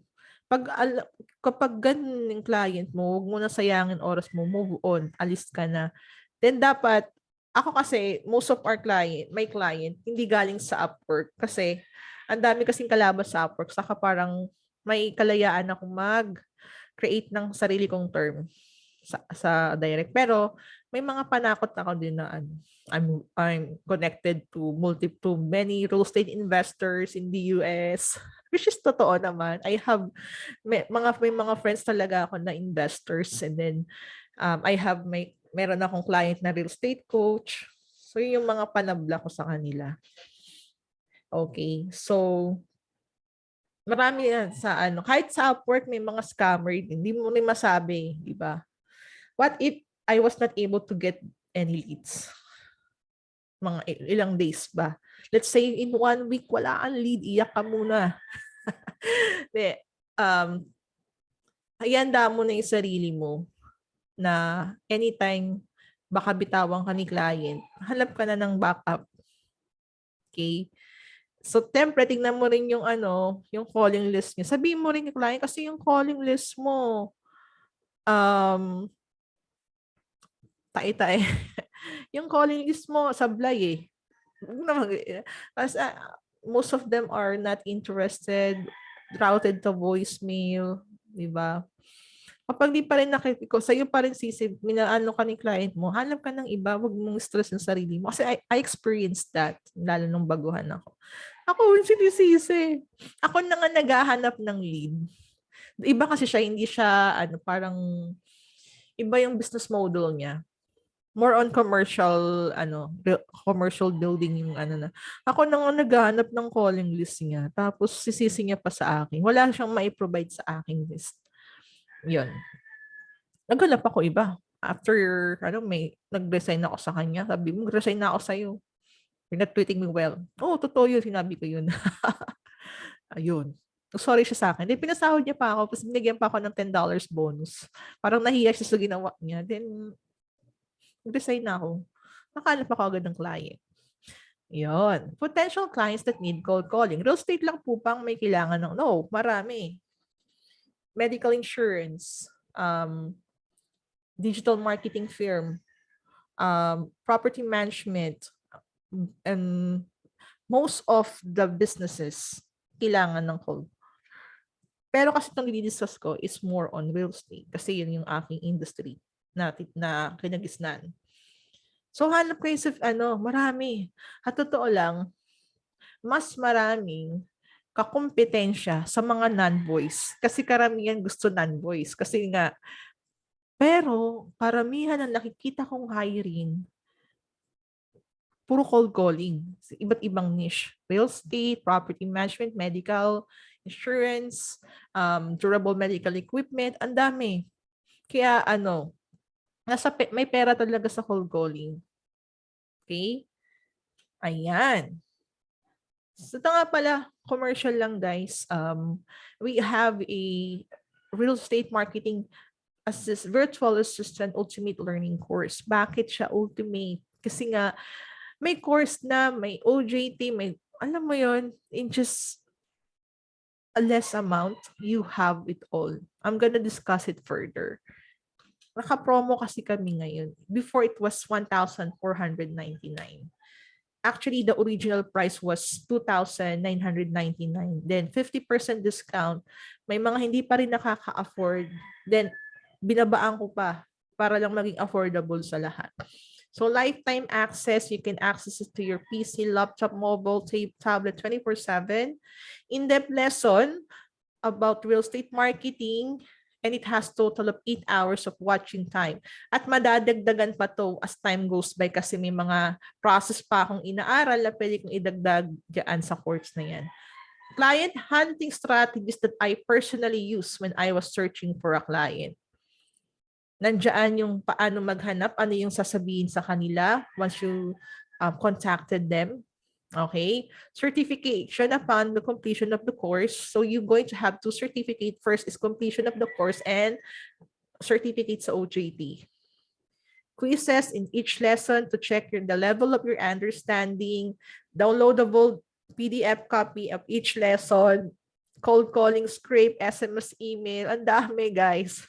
Access to our upcoming free courses and discount to our upcoming paid courses. Actually, next year, I'm gonna have another paid course. And bagay ito sa may mga experience and they want to scale up. Okay? They want to become, sabihin ko na nga, an agency owner. Okay? Ano yung ginawa ko? From zero. Wala akong puhunan dito guys sa agency ko. Puhunan ko lang kapal ng mukha. Tsaka syempre skill din, di ba? Paano basta saka ko na lang i-discuss, yun lang. Bigyan lang ako ng background. Anyway, going back here. So it's just 1,000 pesos. Because we have Berman's promo that's end on December 31st. Imagine, OJT may client hunting strategy, may course na may one-on-one coaching, may group coaching. It's just 1,000 pesos. Okay? So, wait lang. Yeah, you will avail, once you avail this one, you will be more knowledgeable about real estate marketing. You can assess the level of your understanding. Na-mention ko nga, you're going to have a certificate. It will make you an expert in, kasi dito guys, hindi ko lang kayo tuturuan para maging BA. But I want you to become an expert. Na alam mo ang pasikot-sikot sa real estate marketing. Kapag tinanong ka ni client, alam mo yung sasagutin mo. Instead of you are a VA, you will become a consultant ni client. And that's what I did sa mga client ko. Kung nag-VA pa ako, nasasuggest ako and naniniwala sa suggestion ko, guys. Kasi nga, inaral ko. Kasi nag-take din ako ng mga course, pero mga American yung like Jerry Norton, Brent Daniels, yun yung mga naging and then the Fortune Builders, yun yung mga trainings na na-undergo ko. Kasi imagine, those courses are expensive. Pero dahil sa mga natutunan ko, in-apply ko dito, pinamura para maging accessible siya sa lahat. Okay? And you will be more confident with the skills and service that you can offer to your target client. And you will be able to know how to find your own client. At ang maganda doon, sila ang lalapit sa'yo. Which is nangyari talaga sa akin. Kaya ako nag-start ng agency. So this is designed to all types of learner kasi Tagalog siya. I'm a teacher by profession and I know how to make things, how to teach things in a simple way. Kumbaga, um, ini-imagine ko na ang tinuturuan ko ay mga um, high school student, ganun. Hindi ako ano ng mga hindi ko pinapakomplikado. I have visual presentation, demonstration, and example. It's really secure. You can watch it anytime. English and Tagalog is the medium instruction. And it will help you to be, hindi lang skill set, pati yung attitude as a real estate VA ay ituturo ko sa inyo dito. Okay, so by the way, these are the students na nag-take nung kanilang ng course na yon. This is one of my student. Talagang napaka-eager nitong batang to. So, una, sa pre-course, nagkaroon na siya ng client. Nag-take pa siya ng course, nagkaroon siya ng pangalawang client. So, she's working as a real estate VA. Dalawa agad, di ba? Ayan. So, next. Ito yung isa na rin. Actually, this student pa lang. I think senior or college student. And napakamasigasig niya. Kasi naniniwala kasi ako kahit anong i-take mong course. Pero if you're not really masigasig or mas matyaga, hindi ka makakuha ng result na kailangan. Or mabilis kang give up. Actually, ngayon she has full-time job or meron siyang client until now. At ang maganda tong batang to, nag-share din siya ng mga job hiring dun sa pinagtatrabahuhan niya. Ayan, first time niya, first online job ko po. Sa Facebook lang po. Yan nakita, 'di ba? Imagine senior high student or high school. Hindi nakalimutan ko ano senior college. Student pa lang siya. Nag-take ng course ko, nagka-client, 'di ba? Then, eto, OFW siya. Actually, until now, nasa Malaysia pa rin siya na lockdown sila doon. Hindi siya makauwi ng Pilipinas. Nawalan siya ng trabaho. Then, nag-take siya ng course. Then, actually, hindi pa na yan. Hindi ko pa po natatapos yung OJT, pero nagka-client na siya. Imagine that. Though hindi real estate yung naging client niya, Amazon HR for logistic. Na-hire pa rin siya. Kasi ngayon, kung ano yung natutunan, especially the client hunting strategy, in-apply niya. Diba? Imagine that, an OFW from Malaysia, natrap tuloy na, hindi sila makapunta ng Pilipinas na wala siya ng trabaho. And now, she's working as an Amazon HR for logistic, and she just took our course. Marami pa akong gustong tulungan. And ito,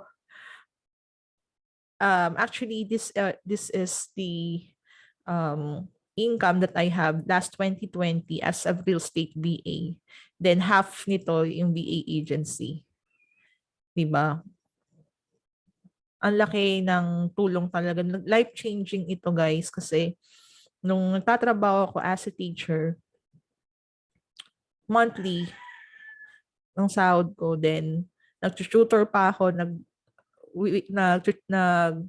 lecturer pa ako in weekend. Grabe, patayan. Pero yung kinikita ko dito as a VA, hindi pa matumbasan nung dati kong work. And hindi ko kikitain ng ganyan yan. So that's why I still love teaching kasi I still want to impart my knowledge in the comfort of my home and earning at the same time. So, di ba? That's majority of this one is sa VA. Kasi yung VA agency ko last 2020, medyo binibuild up ko pa, hindi pa ganong established.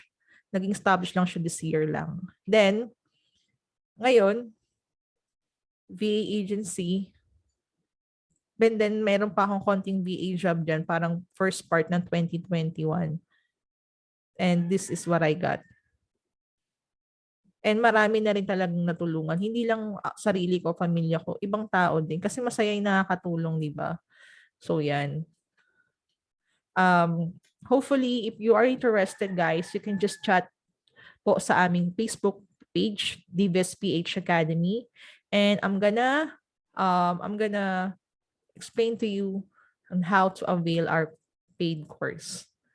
Okay? So it's just 1,000 pesos, guys, and you will get what I got. And again, disclaimer po, depende po ito sa inyong magiging pagtatyaga. Okay? So before we move on to this one, guys, isa sa mga dapat nating tandaan as si VA is hindi po overnight success. So let's say, Miss, nag-take naman po ako ng gantong course. Bakit po ganto? Bakit po ganyan? Kasi it will take time po talaga. So nakwento ko nga sa inyo, di ba, na scam ako.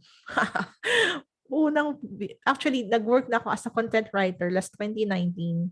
Pero syempre, hindi naman laging make income. And that time, nagtuturo pa ako nun. Hindi ko ma-career. Then I decided to become a full-time VA. Yung first full-time job ko nga, na-scam pa ako. Then sabi ko, hindi ako sumuko. Sabi ko, I'm gonna keep trying until nandito na ako sa sitwasyon na to. VA really changed my life. Hindi lang life ko, pati life ng ibang tao kasi I was able to help someone din na magkaroon ng trabaho. Yung mga assistant ko, they don't have any BPO experience and they are now helping me with this business. Then may VAs then na before hindi niya kasama yung anak niya, ngayon kasama niya na kasi nga parehas na silang mag-asawa sila VA ko din. So yun, yung fulfillment, it's not really just about money. It's about how you help people na mabago yung life nila. Hindi man bongga, in some way, di ba? Kaya talagang laking pasasalamat ko nun sa Lord. It's not just about me, it's about Him. Okay, glory to God. Okay, so it seems that we're going to finish early kasi nga iba kasi pag pangalan nito yung Zoom yung ko, ang tagal. Umabot kami ng siguro mga 5 tapos natin to or early 5. So this is the next topic is very important. Pero inom lang akong tubig, sandali lang. Nauhaw na ako eh.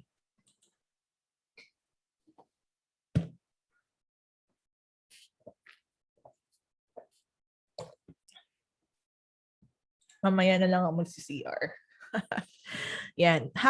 How to become an effective cold caller. First, lalo na kung wala kang BPO experience or di ba? How to become an effective cold caller, how to overcome our anxiety in calling, how to become more confident in our communication skills. So first, how to become an effective. Ito yung natutunan ko to kay Brent Daniels, one of the real estate coach na nagturo din sa amin. Na-take kong course doon 2 years ago.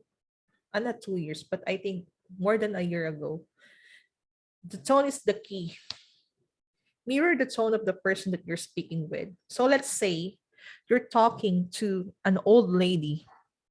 And if you're talking too fast, do you think the old lady will understand you?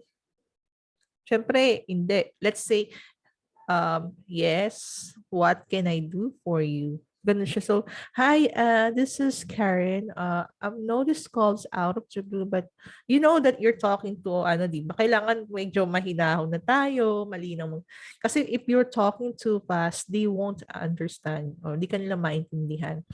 I know this call is out of the blue, but I'm calling about a property I believe you own at 123 Main Street. So let's say you're talking to someone na mabilis at malakas ang boses. Yes, what can I do? This is Karen from BC Homes, Keme Keme. I'm calling about your property at 123 Main Street. Di ba? I-tone mo rin. And speak clearly, wag yung masyadong malapit sa mic. Kasi pag masyado tayong malapit sa mic, yung gano'n, nahalikan mo yung mic. Di ba? Yung hangin from your nose and yung pagbugan mo sa it will make unnecessary noise. So, speak clearly. You should speak enunciate mo lahat ng salita, pronounce mo ng hello, my name is Karina, blah, blah, blah. Do you think they will understand you? No, they won't. Ba? Confirm, don't disagree. So let's say, is your property has 3 bedroom and 2 bath? No, no. Okay, okay. What's your how many bed? Ano ka na lang, wag ka nang ay, hindi nakita ko dito kasi ganito yung bedroom eh. You should just confirm. Okay? Don't catch up with the people who will not get a business with us. Like, encounter ko to. Natatawa pag naalala ko. Nakikipag tagasang ka, puntahan kita, ganyan, ganyan. Parang nakikipag flirt ba over the phone. Sabi ko, ay hindi, I'm just calling about to see if you will be interested to. Facebook, mo, anong po, mga ganun talaga, promise. Mga encounter kayo ng ganun. Tapos meron namang iba na encounter ko, parang nang babarubal lang na, parang pinagtitripan ka lang. Pag ganun, just politely end the call and move to the next one. Pero yung, alam mo, kunyari single ka, naghahanap ka ng pag-ibig. Pwede yun. Pero kasi ako that time, may boyfriend ako, so I don't have time for them. So, yun. If you think they will not, sell their property, just move to the next call. Okay? If the last name is hard to pronounce, just tell the owner of the property address. Like, ang kanya, apelido niya, Burubudrundungdung. Hirap pronounce, di ba? So, may I speak with the property owner of 123 Main Street? Ganun lang, simplihan na lang natin.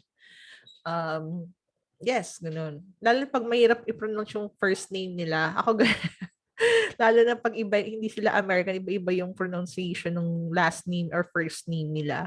So just tell, I'm looking for the property owner of 123 Main Street or whatever address they have.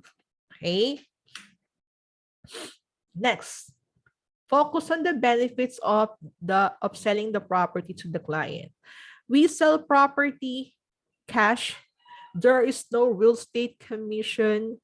We buy as is. Ganyan. We buy, depende yan kasi sa we buy fast. We buy fast and cash. There's no real estate commission. We buy property as is and you don't need to put any cents to your property. With the offer like this, how much you can take. Mga ganun. Kasi if they, mukhang okay yun then they will listen to you if you focus on. Kasi sa real estate investing, it's not just about money, it's about the investor helping the people who are in a distressed situation. If they don't want your help or your clients' help to sell their property, don't waste time. Ask question like the pro. Listen carefully to their answer. Like, kasi kapag nahalata nilang nag-i-stutter ka, for sure, pag titripangan nila, or di kaya mas lalo silang I can understand you. Ganun pa sila. So, isa sa mga ginawa ko nung baguhan ako, pinirint ko yung script. Lagay ko pa sa karton, lagay yung plastic cover. Para habang nagko-call ako, nandyan siya sa harapan ko. Pero kasi ako, I'm not a type of person who love memorizing kasi hindi ako magaling mag-memorize. Mas preferred kung sinasabi siya ng natural na parang nakikipag-usap lang. Kasi gano'n naman talaga dapat. Maganda kung magaling ka mag-memorize. Just like, execute mo pa siya like a pro, di ba? Know the best time to do a cold call. Okay? So, normally, actually, wala talagang best call. Depende sa best time to call. Depende sa market. Kasi, lang. Mamaya, doon ka. Mamangking ka. So, it really depends on the market. May mga market na pwedeng mag-cold call na from 10 to 2 as ang daming sumasagot. Meron namang market na 3 to 7. Pero normally, si client ang nag-decide niyan eh. Most of our client, gusto nila 3 to 7. Kasi doon, karamihan palabas na ng opisina, nasa bahay na sila, di ba? And we should not do cold call after 8 p.m. Kasi bawal yun. Baka i-demanda kayo. Follow your script like an actor, not a robot. Like hi, this is Karen from hi, this is Karen. I want to speak with Mike. Hi, Mike. I know this call is out of the blue, but I'm calling about the property I believe you own at 123 Main Street. Yes, actually, the reason why I called is because we're looking to buy some property in the area. We buy property cash. There's no real estate commission. We buy as is, and you don't need to put any cents on the property. With the offer like this, how much you will take? Mga ganun na nga. Yung dapat may emotion ka. Hello, my name is Corinne. I know this call is of the blue. Walang emotion. Ano rin, lagyan natin ng emotion kasi pinaparamdam mo sa kausap mo na you are happy sa ginagawa mo. Again, we're not just working about money. We're working because that's what we want. We're passionate about it. We want to help our client to scale up their business. And we want to help the seller to sell their property. Embrace the rejection. Don't run from it. Parang part lang naman yan ng life. Pag di ka nare-reject, hindi ka tao. Alien ka. So pag okay, move on. Huwag nang masyadong ma-stress. Kasi na-stress ka na, wala na. Sira na yung diskarte mo niyan. Okay? So, yan. How to overcome our anxiety in cold calling. And this is what I did at pinapayo ko rin sa mga VAs ko. Develop our skill by watching videos of how others do cold calling. Ito nga, yung may mga pinapanood akong mga videos before and how they do cold calling. So I watched the video of Brent Daniels. I'll just search it on YouTube. Isa rin yun yung course na tinake ko nung nag-start akong mag-cold calling. Bukod doon sa YouTube, yung client ko bumili ng course, tapos pinatake niya sa akin. Okay, then Brent Daniels, Jerry Norton, John Maxwell, marami dyan. Nakalimutan ko yung isa yung parang Vietnamese. Trang, I forgot this. King Trang ata, I forgot. Just search it. They're really great. Doon ako talaga yung paano yung mag-execute ng script. Pero my favorite is Brent Daniels kasi I like his personality and talagang matututo ka sa kanya. Then, syempre, apply mo yung natutunan mo. Apply what we learn from those training. And how they are pronouncing pronounce the word, how confident they are, how lovely they are when they're doing cold calling, ganon. Then let rejection motivate you. Ay, daming not interested. Dapat mag-lead ako ngayong araw na to. Or else, pangit ako. Or else, hindi ako kakain ng kanin. Ayan. So, motivate. Just keep it up. Ayaw mo lang, ma-reject ka. Continue mo lang, diba? Establish the right mindset. Okay, wala akong lead ngayon. Baka bukas meron. Di, kailangan ko maka-lead kasi gusto kong matulungan yung client ko. Syempre, pag natulungan ko yung client ko, nakapag-close deal kami, syempre may commission din ako. Saka syempre, matatagal yung trabaho ko. Yun yung right mindset. Hindi pwedeng, hindi, kailangan ko lang mag-call kasi kailangan ko ng trabaho para may sahurin ako next week. Again, hindi lang tayo nagtatrabaho sa pera, but we are working because we want to help our clients. Siyempre, pag natulungan mo si client, may commission ka, matutulungan mo rin yung mga kamag-anak mo, yung pamilya mo, makakapagawa ka ng bahay. Diba? We should have a right mindset. Eliminate anxiety by embracing that you are an expert or effective cold caller. Mahusay ako. Kayang-kaya ko to, guys. I am expert. Chicken balls ng cold calling. Diba? Thanks. Welcome po, Aini. Ayan. Pag may questions po kayo, don't hesitate to comment or kahit mamaya, sagutin ko na lang by, responding to your comment. Ayan. Kailangan magaling ka, mahusay ka. You should do some positive affirmation. Kasi kapag mababa ang tingin mo sa sarili mo, apektuhan din pati trabaho mo and how effective you are sa trabaho. Okay? Hindi naman overconfident na. I-level din natin. Okay. Oops, magpas. Yan. Ito, lalo na sa mga walang BPO experience, but they know how to speak English. I'm just really proud with one of my BA. She doesn't have any BPO, pero non-voice BA kasi siya. Pero nakakapagsabay siya sa interview kahit sa minsan medyo may grammar lapses siya, okay lang. Kasi confident siya eh. Yeah, sabi ko tara ito na ikipagsabayan na sa Englishan eh.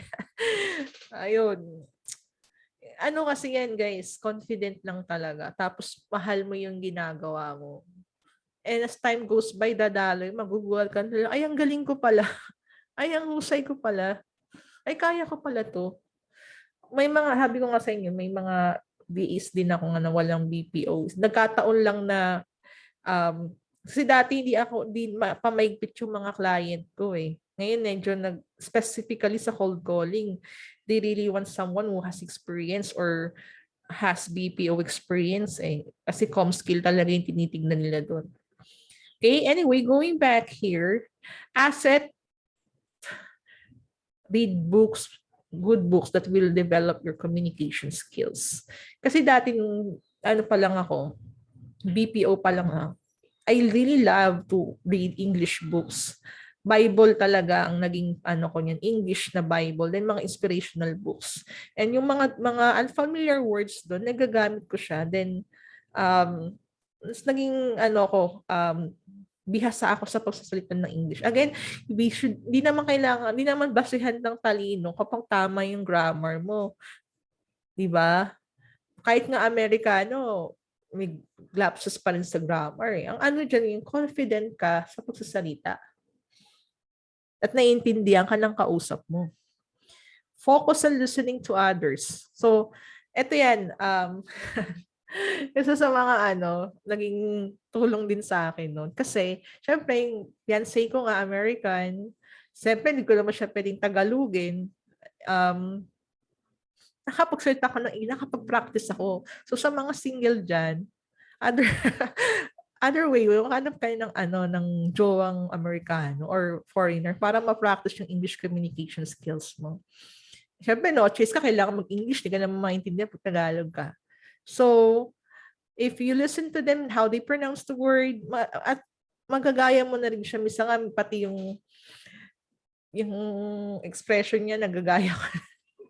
Kasi nga, lagi kami magkausap araw-araw eh.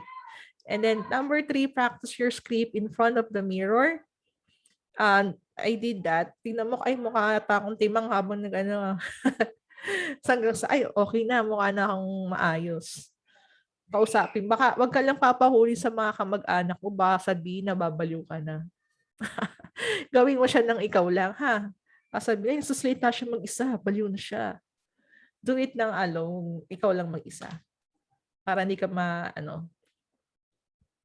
yan. Record your voice when you're doing it. Ako ginawa ko rin to. Nagre-record ako. Ayan, bakit ng boses? Ulit-ulit. Hanggang sa ito na yung pinakamagandang paraan para i-deliver yung script.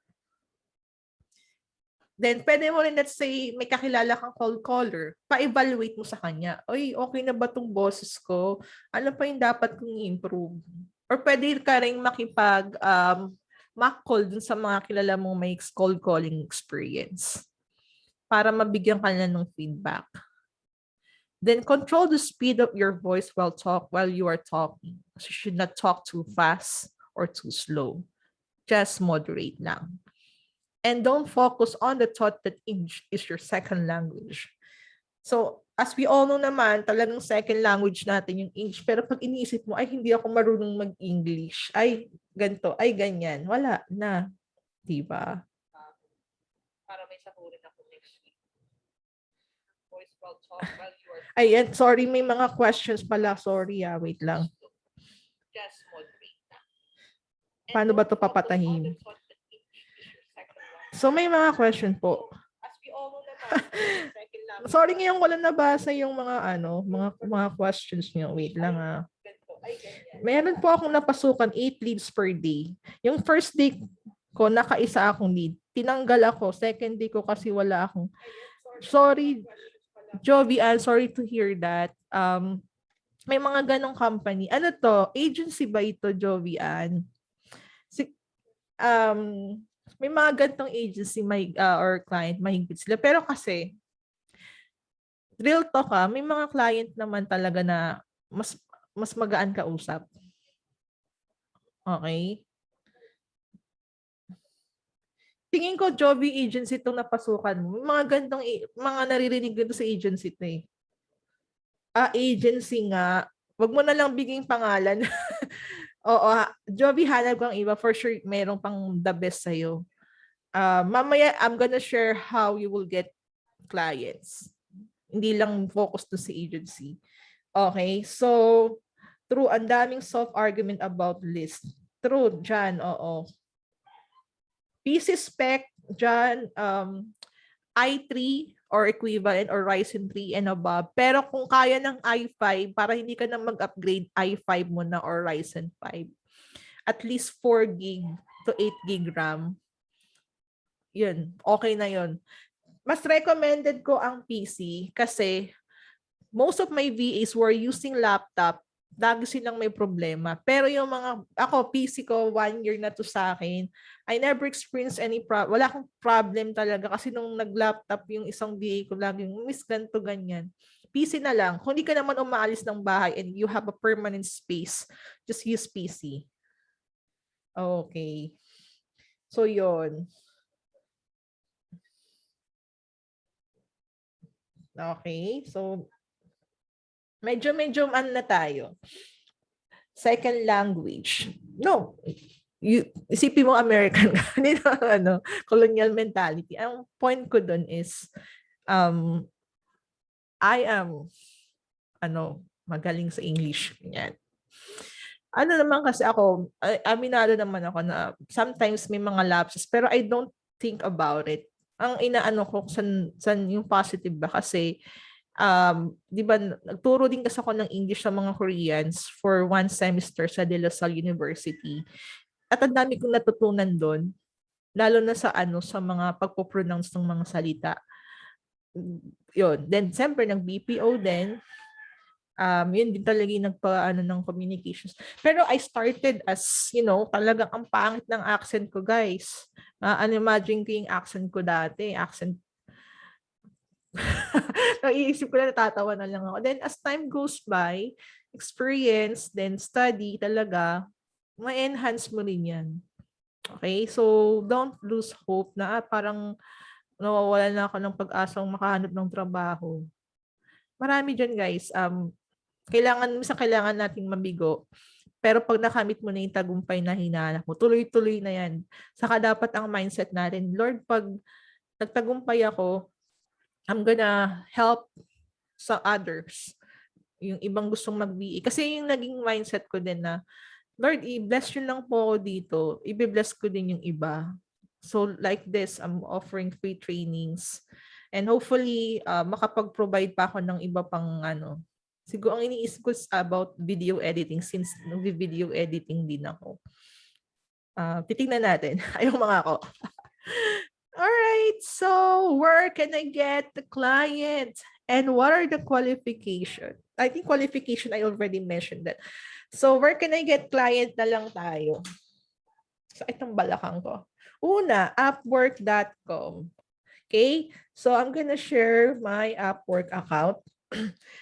Actually, nung nag-Upwork ako, nagkaroon ako ng dapat client ko na yon, parang 2019 da. Naman yung email address ko yung sa DepEd pa. Yeah, I came from DepEd na public school and I'm really proud about it. So yon, Upwork. Yung how to create Upwork account, I have a video sa aming Facebook. Facebook. Tago ko muna yung mukha ko. Aming Divis Page Academy YouTube channel. I-ano nyo na lang dyan. Marami po dyan about how to create Upwork, tips on how to get job. Masa, panood na lang kayo. Kaysa mag-Netflix kayo, Squid Game. Squid Game nakaka-stress eh. Napanood ko yung ano lang, yung short part na parang na-stress ako yung barilan. Parang ayoko na siyang panoorin. Anyway, so let's say cold calling real estate. Napakarami dito. Yung iba nga si isang student ko dito nakahanap. Dalawa kang, ayan oh. Tingnan muna natin. Kailangan match sa yung ano. Oops, mamaya. Ayan oh, match sa akin. Then tingnan mo din yun. Oh, $6, 8. Okay. Ito oh, 3 days lang. Pero ako kasi pinaka dito, yung mga recently post lang parang ako ginagawa ko dati, parang 12 midnight, nag-aabang na ako ng post. O pag post, apply agad ako. Ayan. Dito, data entry. Ang dami.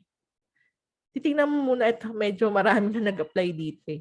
Ako minsan reader ko din kung verified payment verified, kasi baba ng rate niya. Spanish, phone closer. Ito ay hindi to, parang more on acquisition. Ito, high ticket of. Iba siya eh. Business to business. Marami na nag-send ng proposal. Cold call. Let's say beginner ka. Pwede mo siyang i-filter. And entry line, naka-entry level na pala ako. Appointment setter.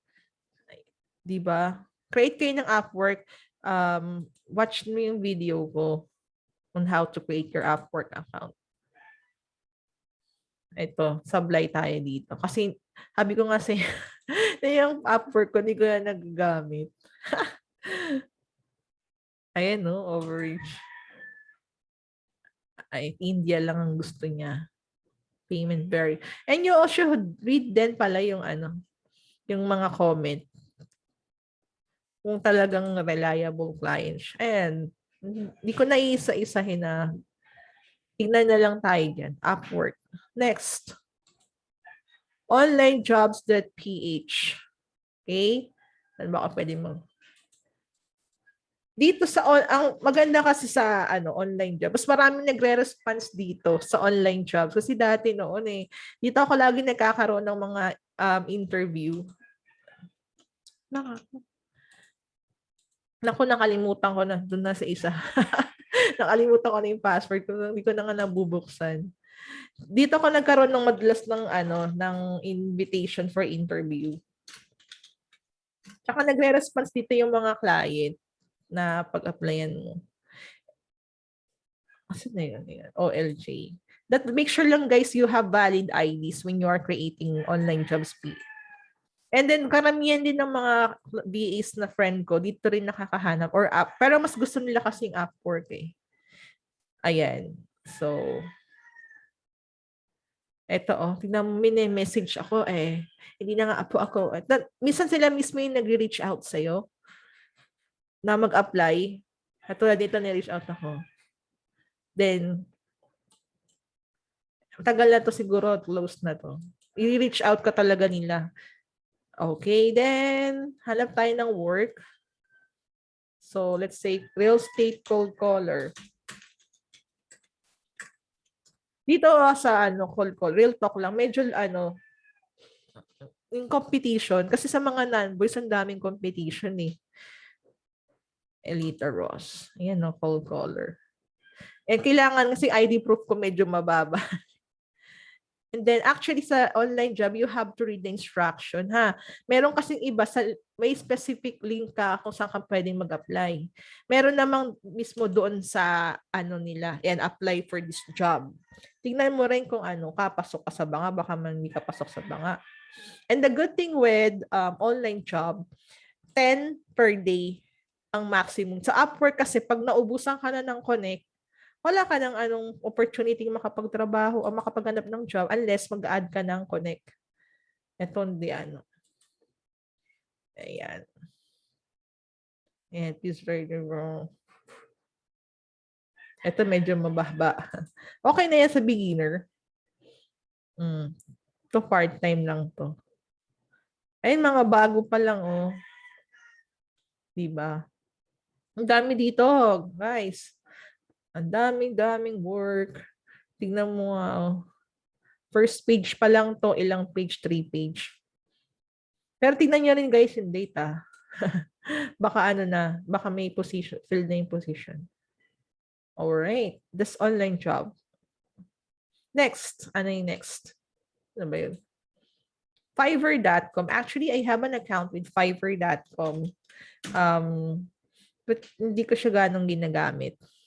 Ito. You just create gigs. Ito yung gig. Dito naman, ang ano naman sa online job, you have to wait until someone will get your service. So, yan. Ang ano ko dito is general VA kasi ako dito eh. Eh, may mga tumitingin naman paunti-unti. Ayan. So, watch na lang kayo sa YouTube on how to create Fiverr. Pero ako kasi favorite ko talaga si Upwork, online job. Doon ako talaga una magsimula na naghahanap ng client. Next, LinkedIn. Ito si LinkedIn. LinkedIn, ilan ba yung client na nahanap ko sa LinkedIn? Parang dalawa. Nung VA pa ako nito Dalawang client ko from LinkedIn. So, there are ways. Wait lang. Jobs. Itong jobs. Pwede ka dito. Ito yung unang ano. Then search. Let's say cold caller or virtual or let's say cold caller. Ayan. Read mo muna ha. Ito kasi pang US kasi ito eh. Okay. Cold caller nga tayo kasi masyadong ano eh. Pero hindi ko so masyadong ginaga. Pwede mo siyang i-ano, tawag ito, date post, i-filter. Pero this time, this one, you can apply here. Then just follow the prompt. This is the first way. And the second way is to find a job. Ito talaga yung ginawa ko. Real estate. Naghanap ako ng mga real estate, let's say investors. Tapos, pinilter ko siya through all filter na nga. Then, ba't ganun? Ayun. So, let's say this to, si Mr. Jim McDonald. Pwede kang tignan mo muna yung profile niya, then you can connect and send message, add note ka lang. Hello, Jim. This is Karin from Philippines. Bahala na kayo sa ano kasi wala akong standard template talaga. I'm really impressed with your profile. I am an experienced real estate virtual assistant. I can do cold calling. Really want to help you to scale up your business.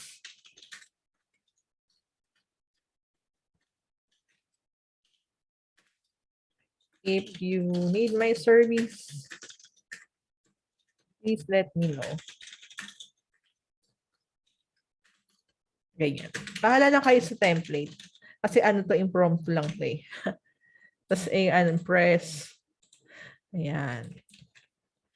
Teka, tingnan ko nga muna yung ano siya eh. Pero American siya eh. Oh. Okay. Hanap tayo ng iba. Pwede mo kasi siyang i-filter using by state eh. Ba't ganun? Hindi gumagana yung function ko na yun. Real estate.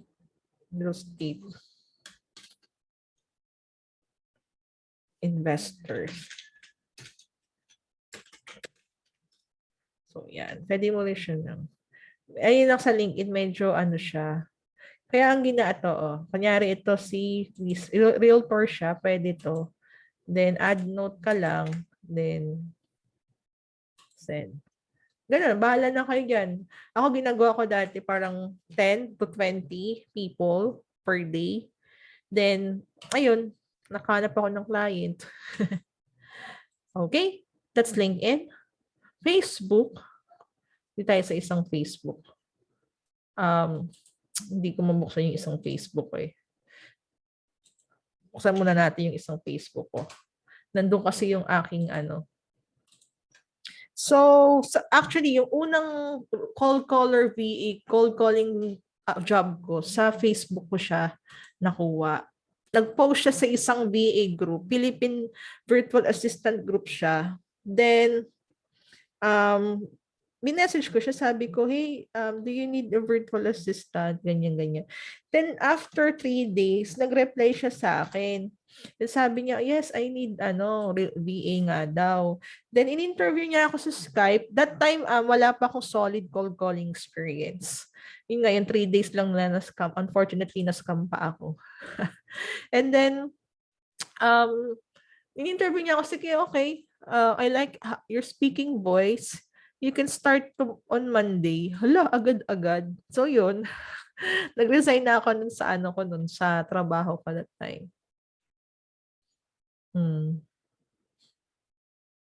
Okay. So,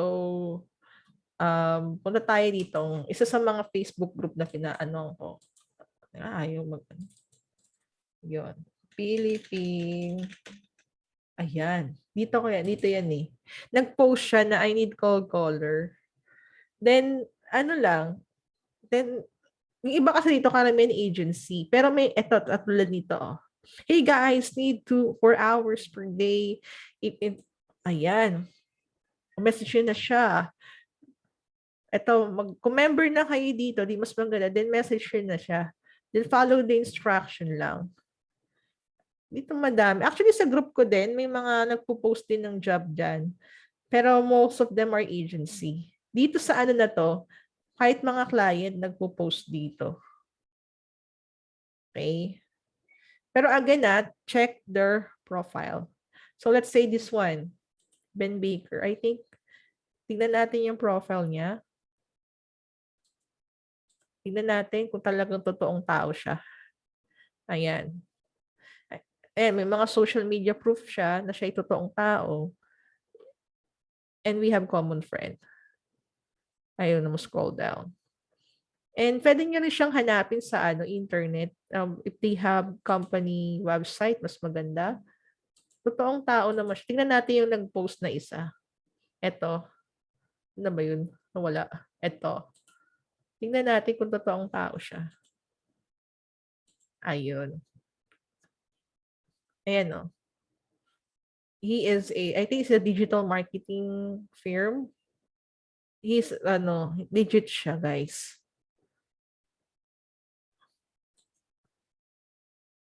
Alright. So, yan. That's one of the Facebook group that I, meron pa, pwede rin namang mga real estate group ng US. Pwede kayong, wag kayong mag-post doon kasi pag nag-post kayo doon, yari, report, doon na daling account kayo. So, PM nyo lang yung mga tao doon. Pero siguro 20 sa Upwork, 20, 10 sa online job, 20 sa LinkedIn, 20 sa Facebook. Per day, tingin mo ba walang, guys, ang daming trabaho, hanapin, katsagain nyo lang talaga, guys. Ganun ang ginawa ko until I landed sa first job ko. First, real. Real talaga kasi isa na scam ako eh. Diba? Ayun. So, tsaga-tsaga lang. Tsaga-tsaga lang talaga. Indeed.com, I don't have an account there, but may mga nagpo-post din. And agencies or like Riva, Global, 24/7 BA, ano pa ba yung mga in-applyan ko nun? Virtudesk. Yan. Medyo maigpit nga lang sila sa requirements. Pero pag natsambahan mo, di maganda, pasok ka sa banga. Okay? Again, ulitin lang, gagawin niyo lang yung kunyari may Upwork ka, 20 connect, ubusin mo. Pero pag nag-apply ka sa Upwork, kailangan make sure mo na applicable sa'yo. Baka naman nag-apply kasi hindi naman bagay sa'yo or hindi pasok sa criteria mo. Para matipid mo yung connect mo. Online job, 10 job per day. Fiverr.com, pang backup purpose lang siya. Pero LinkedIn, Facebook, online job talaga. Kung ayaw mong lahat gawin, pwede ka lang mag-focus sa online job, Facebook, and LinkedIn. 10 dito, 20-20, araw-araw gawin mo. Hindi ko lang alam kung magkakaano. Baka sumobra pa, mapamigay mo pa sa iba yung trabaho. Diba? So, yun. Ay, ito na, I think I already discussed this one, but dadagdagan ko lang ulit. 3 to 6 per hour depending on the job experience. If it's or kung merong additional task. Kasi merong mga call caller at the same time, sila rin yung nagpo-pull out ng list, nagsasend ng text message, and nagsasend ng offer. Then commission per closed deal, meron kasing 50 to 500 per deal, meron din namang 10 to 20. That's an additional to ha, hindi ito lang yung kailangan may hourly rate ka. And then, before we end this, we're going to have a call listening and demonstration. Call listening and evaluation since hindi tayo pwedeng makapag-mock call. But I forgot to show yung script. Wait lang. Script. Where is the script? Wait lang tayo ng script dito. Script. Hindi ko makanin. Ito. This is my suggested script lang naman. So I'm just gonna deliver this, then I'm going to proceed with the call listening. Kasi wala akong kamakpals, ako lang mag-isa dito eh. Hi, I'm looking for John. Hi, John. My name is Karen. I'm sorry, this call is out of the blue. However, I was calling about a home I believe you own at 123 Main Street. Then, okay, that's my property. Great. Actually, I'm looking to buy a home in the neighborhood. I'm calling to see if you had thoughts about selling it, or would you be interested to entertain an offer or entertaining an offer? Sabi niya, yes, sure. Great. Or we're looking to buy more property in the area. We can buy them as is condition, and you don't need to pay any commission, closing costs, etc. Do you mind if I ask you a couple of questions? And they said, yes, you can ask me questions. Thank you. It looks like your home is 1,219 square foot. Is that accurate? And how many bedroom and bath? Then, yeah, 3 bedroom, 2 bath. Yes, that's the property square. Great. Have you done any remodeling in the kitchen or bathroom in the last 5 years? No. Sagot niya, ako lang sumasagot, wala akong kausap eh. May I know the reason why you want to sell the property? Because too old? Okay. Is there a parking space or garage or pool? Actually, in any order naman, okay lang. Okay, next. How old is the AC unit and the roof? 5 years. I believe your mortgage is paid off and there's no lien in the property, right? No. It's I said yes. Thank you again for the information. Do you have a price in mind? I don't have any price in mind. If we come up with an offer that works for you, how quickly will you be willing to close the deal? Maybe 60 days. Then closing spiel. Thank you for all the information that you provided. Our acquisition manager will call you back with a cash offer that suited you and for us. When would you like to receive a call back? It's my pleasure talking to you, John. Thank you and have a great day. Pero sabi ko nga sa inyo, pwede nyo nang ibahin to. Depende sa gaano kayo comfortable. I'm just gonna try to put the script sa comment box and download nyo na lang. Okay? Then let's say no response. No. I completely understand. Do you have any other property that you would consider to sell? Sabi na, how much? Ito na, ko naman na to, hindi ko na siya di-deliver lahat. Okay, so how much response? My partner actually runs all the number and the condition of the home is a big factor. Have you done any major remodeling in the last 5 years? Okay, great. Do you have a time frame in mind? And how did you get my phone number? and the other tawag ito, objection and your verbatim. Okay? So before we do call listening, I'm just gonna try to check if may mga nagtatanong ba. Tingnan ko muna. Paano ba to? May mga nagtatanong ba, guys? Hindi ko kasi nakakikita Thank you. Welcome po. Welcome. Dapat dito sa ano. Teka lang guys baka may questions kayo. Sabi ko nga sa inyo, before ako pwede nyo kasi nang ibahin to. Depende sa gaano okay kayo lang, comfortable. Janice, you can watch just the gonna try the rewind. welcome. Rewind po. Dapat dito sa ano. Ako Teka po, lang guys, nai-invite. baka may question. Okay lang yan, Sabi Mega. ko Just nga, keep before on ako mag- kasi trying. pag ibahin to, Okay. depende sa... Kayang-kaya yan. Janice, you Part can na ng watch buhay the ma-reject. the rewind. Rewind po. YouTube channel ko, Megan, is Dapat Divis dito sa- PH Ako po, Academy. baka may question. Okay lang yan, Mega. Just keep on trying. Reply lang tayo. Kasi yung call listening is latter part na siya.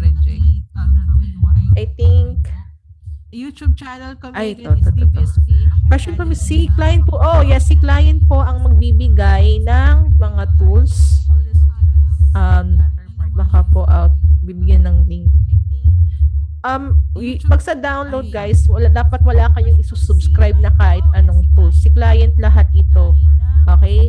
Lahat ng subscription sa tools, it should be paid by your client. Teka lang, mamaya na ako. Then, depende na kasi. Mura, hindi ka na.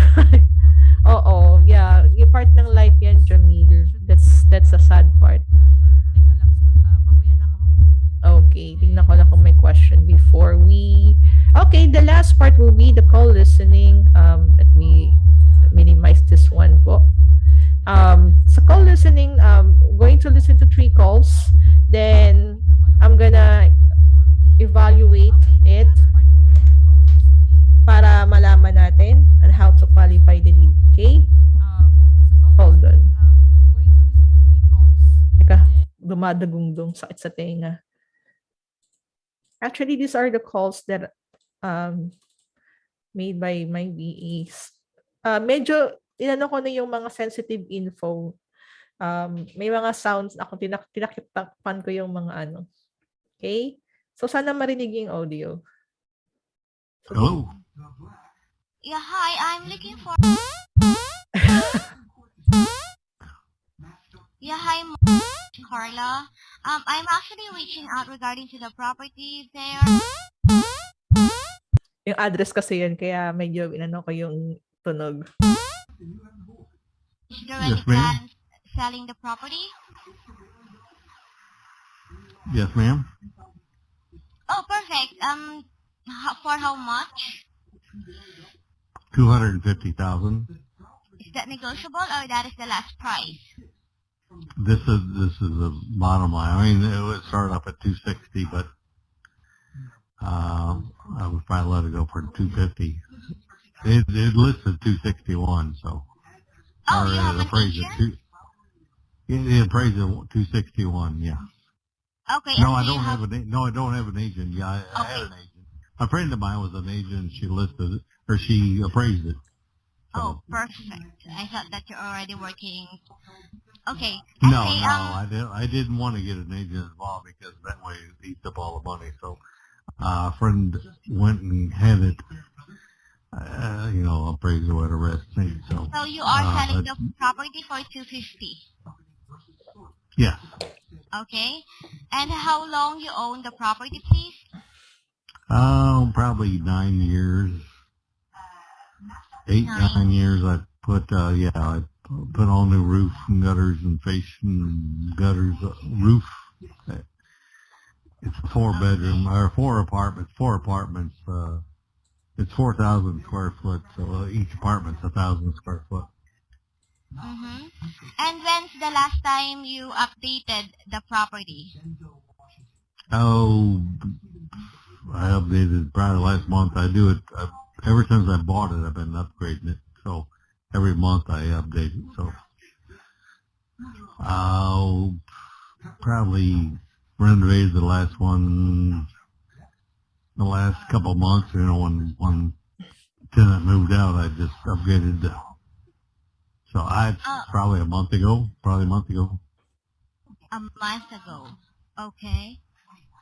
The last improvements on it. I mean, I maintain it every day. I cut the grass and Okay. upgrade all the. Uh-huh. And if you purchase the property, how much of a mortgage will be needed to be paid off? There's none. It's No owned. I mortgage. own it. Okay. And do you mind if I ask what makes you want to sell the property? It's just the market right now. It's way up, and I'm getting ready to retire. I'm turning 62, so I want to go with Social Oh, you're still Security and young. appreciate that. But yeah, I'd like to. I've got other rental properties. I've got 3 or 4 other ones that it's going to affect my Social Security if I don't do something. So if I take Social Security, I'm going to pay half of it back. So I need to sell one of my properties. So they're all But pretty don't much worry, for don't ever sale. think that you're old, okay? Right. Always I remember you're appreciate still that. young. Okay? So, I appreciate. mm-hmm. Okay then, so is there anyone else who has a say in the sale of this property other than you? No, I just was thinking about selling it. I didn't list it or even because I just people send me cards and letters every day wanting to buy out my properties, but the first time I somebody cannot called me, send you so a card. Birthday greetings, I mean this is Christmas greetings, you know what I right, mean. right, exactly. Okay. Anyway, Mark, thank you so much I really appreciate taking your time talking with me. So I'm going to forward the information to the acquisitions team, and Okay, also just take good care always. Okay. Thank you. Have a I good one. appreciate it. Thank you, Bye bye. thank you very much. Take care. Bye bye.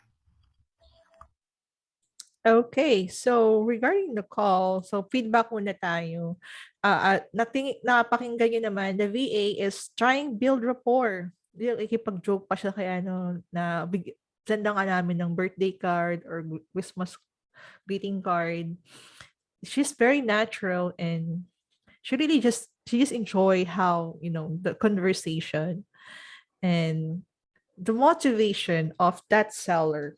Guys, what do you think? You can just put your comment down. So, ano kayang motivation niya? So, for the motivation of this lead, he is getting old. So, papasok dito si retirement. Kasi, sabi niya, if he will not do anything on the property, it might affect his social security. Okay? So, situation ng property, ano situation? So, he said he do some renovation, parang fix. Pero hindi naman siya considered as major fix. Parang siguro pag may mga nasirang pinto or yun, minor minor renovation lang. That's not really a major one. A time frame, actually wala naman siya sinabi, pero pwede niya i-sell anytime once na siguro magustuhan niya yung offer. Price in mind, wala din siya sinabi kasi hindi pa not yet appraised. Okay? So, wala siyang idea. So, time frame, not sure then. So, I think since retirement siya, pwede siyang makapagbenta within 90 days. Let's see. Then, type of leads. Based on the things that I mentioned. Retirement, have some minor renovation. He don't know how much the price. Not sure the time frame. But if you're going to look on the motivation, retirement, this lead is kasi hot lead siya. Okay? Kasi unless meron siyang major remodeling dito at meron siyang mataas na pwede siyang maging warm lead or cold lead. Pero based on the conversation, di ba napaka-easy going ni client, ang gaan niya kausap, hot lead. Okay? Kasi ito talaga yung titignan natin dito, yung motivation niya. Okay? So, next call tayo. Hi, I'm looking for. Speaking. Hi, Danny. This is Tony. I know this call is out of the blue, but I was calling about a property I believe you own on 5 Monument Drive. I just wanted to see if you would consider an offer on that property. Yeah, sure. Awesome. Great. Well, we purchase properties in cash and we pay all the closing costs, so there are no real estate commissions. And the best part is we buy them completely as is, so you don't have to put another cent into your property. So for an offer like that, how much would you take? I don't know. I'd have to get it appraised first. I'm not sure what it's worth right now. Mm-hmm. I've been I renting it for the understand. last 20 years. I see. Well, based on what I'm looking right here, it seems that the property has 2 beds and 1 bathroom. Is that right? Yes. Awesome. 1,042 square feet. Is it currently vacant or occupied? Occupied, but they're supposed to be getting out soon. I We see. decided we were going to sell it, me and my wife. Occupied. Okay. And is there any recent renovation that happened in the last 5 years, if you remember? Recent? No. Just some All new right. flooring put in and stuff like that. And a new HVAC system. Oh, new HVAC. Okay. Let me take note of that. Does it have a remaining mortgage? Yeah. It's not very much, though. Mm-hmm. That's fine. Thank you so much for that information. Okay. And if we were to make a fair offer, like something that would make sense for both of us, how fast would you be wanting to sell the property, Danny? Like, we have a specific time frame? 30 days, 60 days? Probably 60 days, as soon as I get the people out. Which they're Mm. already supposed to be getting out anyway. Alright, I understand. Do you happen to have a specific reason for selling or No, or I'm just any? tired of renting. I'm tired of renting and Oh, I'm ready to sell it, that's all. alright, I understand. Well, it seems that I got all the information that I need here. I'll go ahead and forward this to my partner. We're going to run some numbers and we'll call you back, alright? And your Okay. best callback number is the one that ends. Yeah. Thank you so much for your time today, Danny. I really appreciate today, okay? Take care All then. right. Talk Thank to you you. again Okay, soon. bye. Bye-bye. All right. Bye. Okay, so regarding this call, so feedback muna with the VA, she emphasized the benefit of selling the property. Sa kanila, we pay all the closing costs, there's no real estate commission, and she's trying to build connection with the seller. She giving some power words, and tone of voice is really great as well. She's very enthusiastic. Same with the first call. Both of them have a great speaking voice then. So regarding the call, so motivation, he's a tired landlord. Parang ayaw niya nang i-manage yung property. Situation, there's no major renovation, but it has new hayback. And time frame is 60 days. Hindi niya alam kung kailan. Wala siyang price rather. Kasi niya pa napa-appraise. And based on this one, this lead is hot lead. Hot lead siya. Kasi he has a motivation. He has a time frame. And it has no major renovation. Okay? And the last call. Let's see here.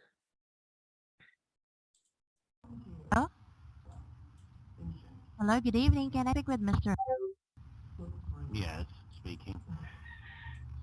Oh, hi, my name is Karen, and I'm calling about your property at Uh-huh.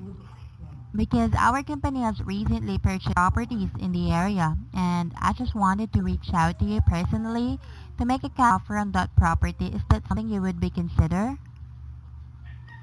Depending what the offer would be. That's amazing. But before that, we just want to ask a couple of questions regarding the condition of your property so that we can formulate an offer. How many Yeah. bedrooms and bathrooms do you have? We got 3 bedrooms, a full bath, and a half bath. Amazing. And it looks like the home is 1,288 square feet. Is this accurate? It's closer to 1,300. Okay, I'll take note of that. 1,300. And have you done any major remodeling to your kitchen and bathrooms in the last 5 years? Oh, the whole house is painted.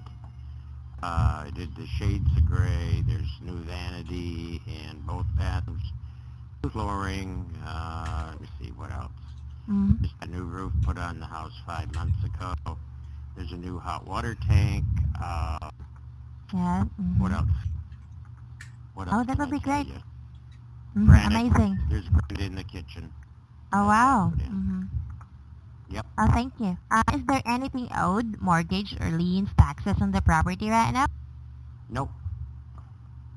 Okay, no, I'll take note of that. And then may I know the reason why you want to sell your property?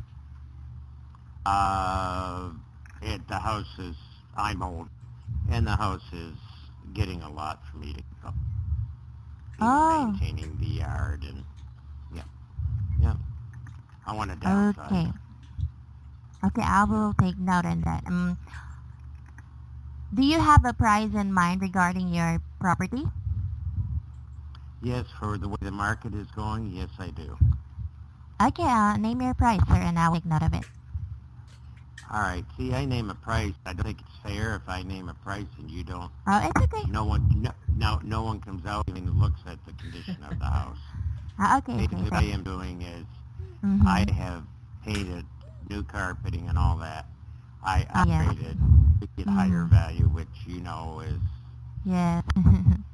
yes, to be You make the house beautiful. yes, updated. Mm-hmm. It Yes, needed it. updated. Yes. And what if you like our cash offer? How quickly are you selling the property? Is it ASAP or in a month? Within a month. Yes.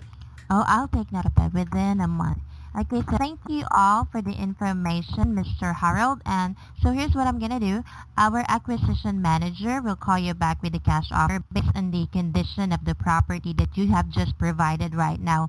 So keep your lines open because he will call you today. Thank you and stay safe. Okay, so feedback with her call. So she is very enthusiastic din, saya siya.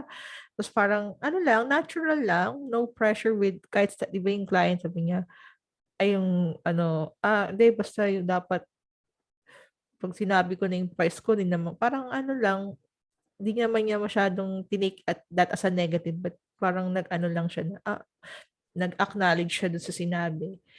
And then she's delivering the script like a pro. Baga parang nakikipag-usap lang siya. Then let's go to the call. So motivation, he's old. Marami nang kailangang i-maintain or ayusin and he wants to do downsizing. Situation, he do major renovations to the roof and flooring. Time frame, within a month. And the price is gusto niya within the market value.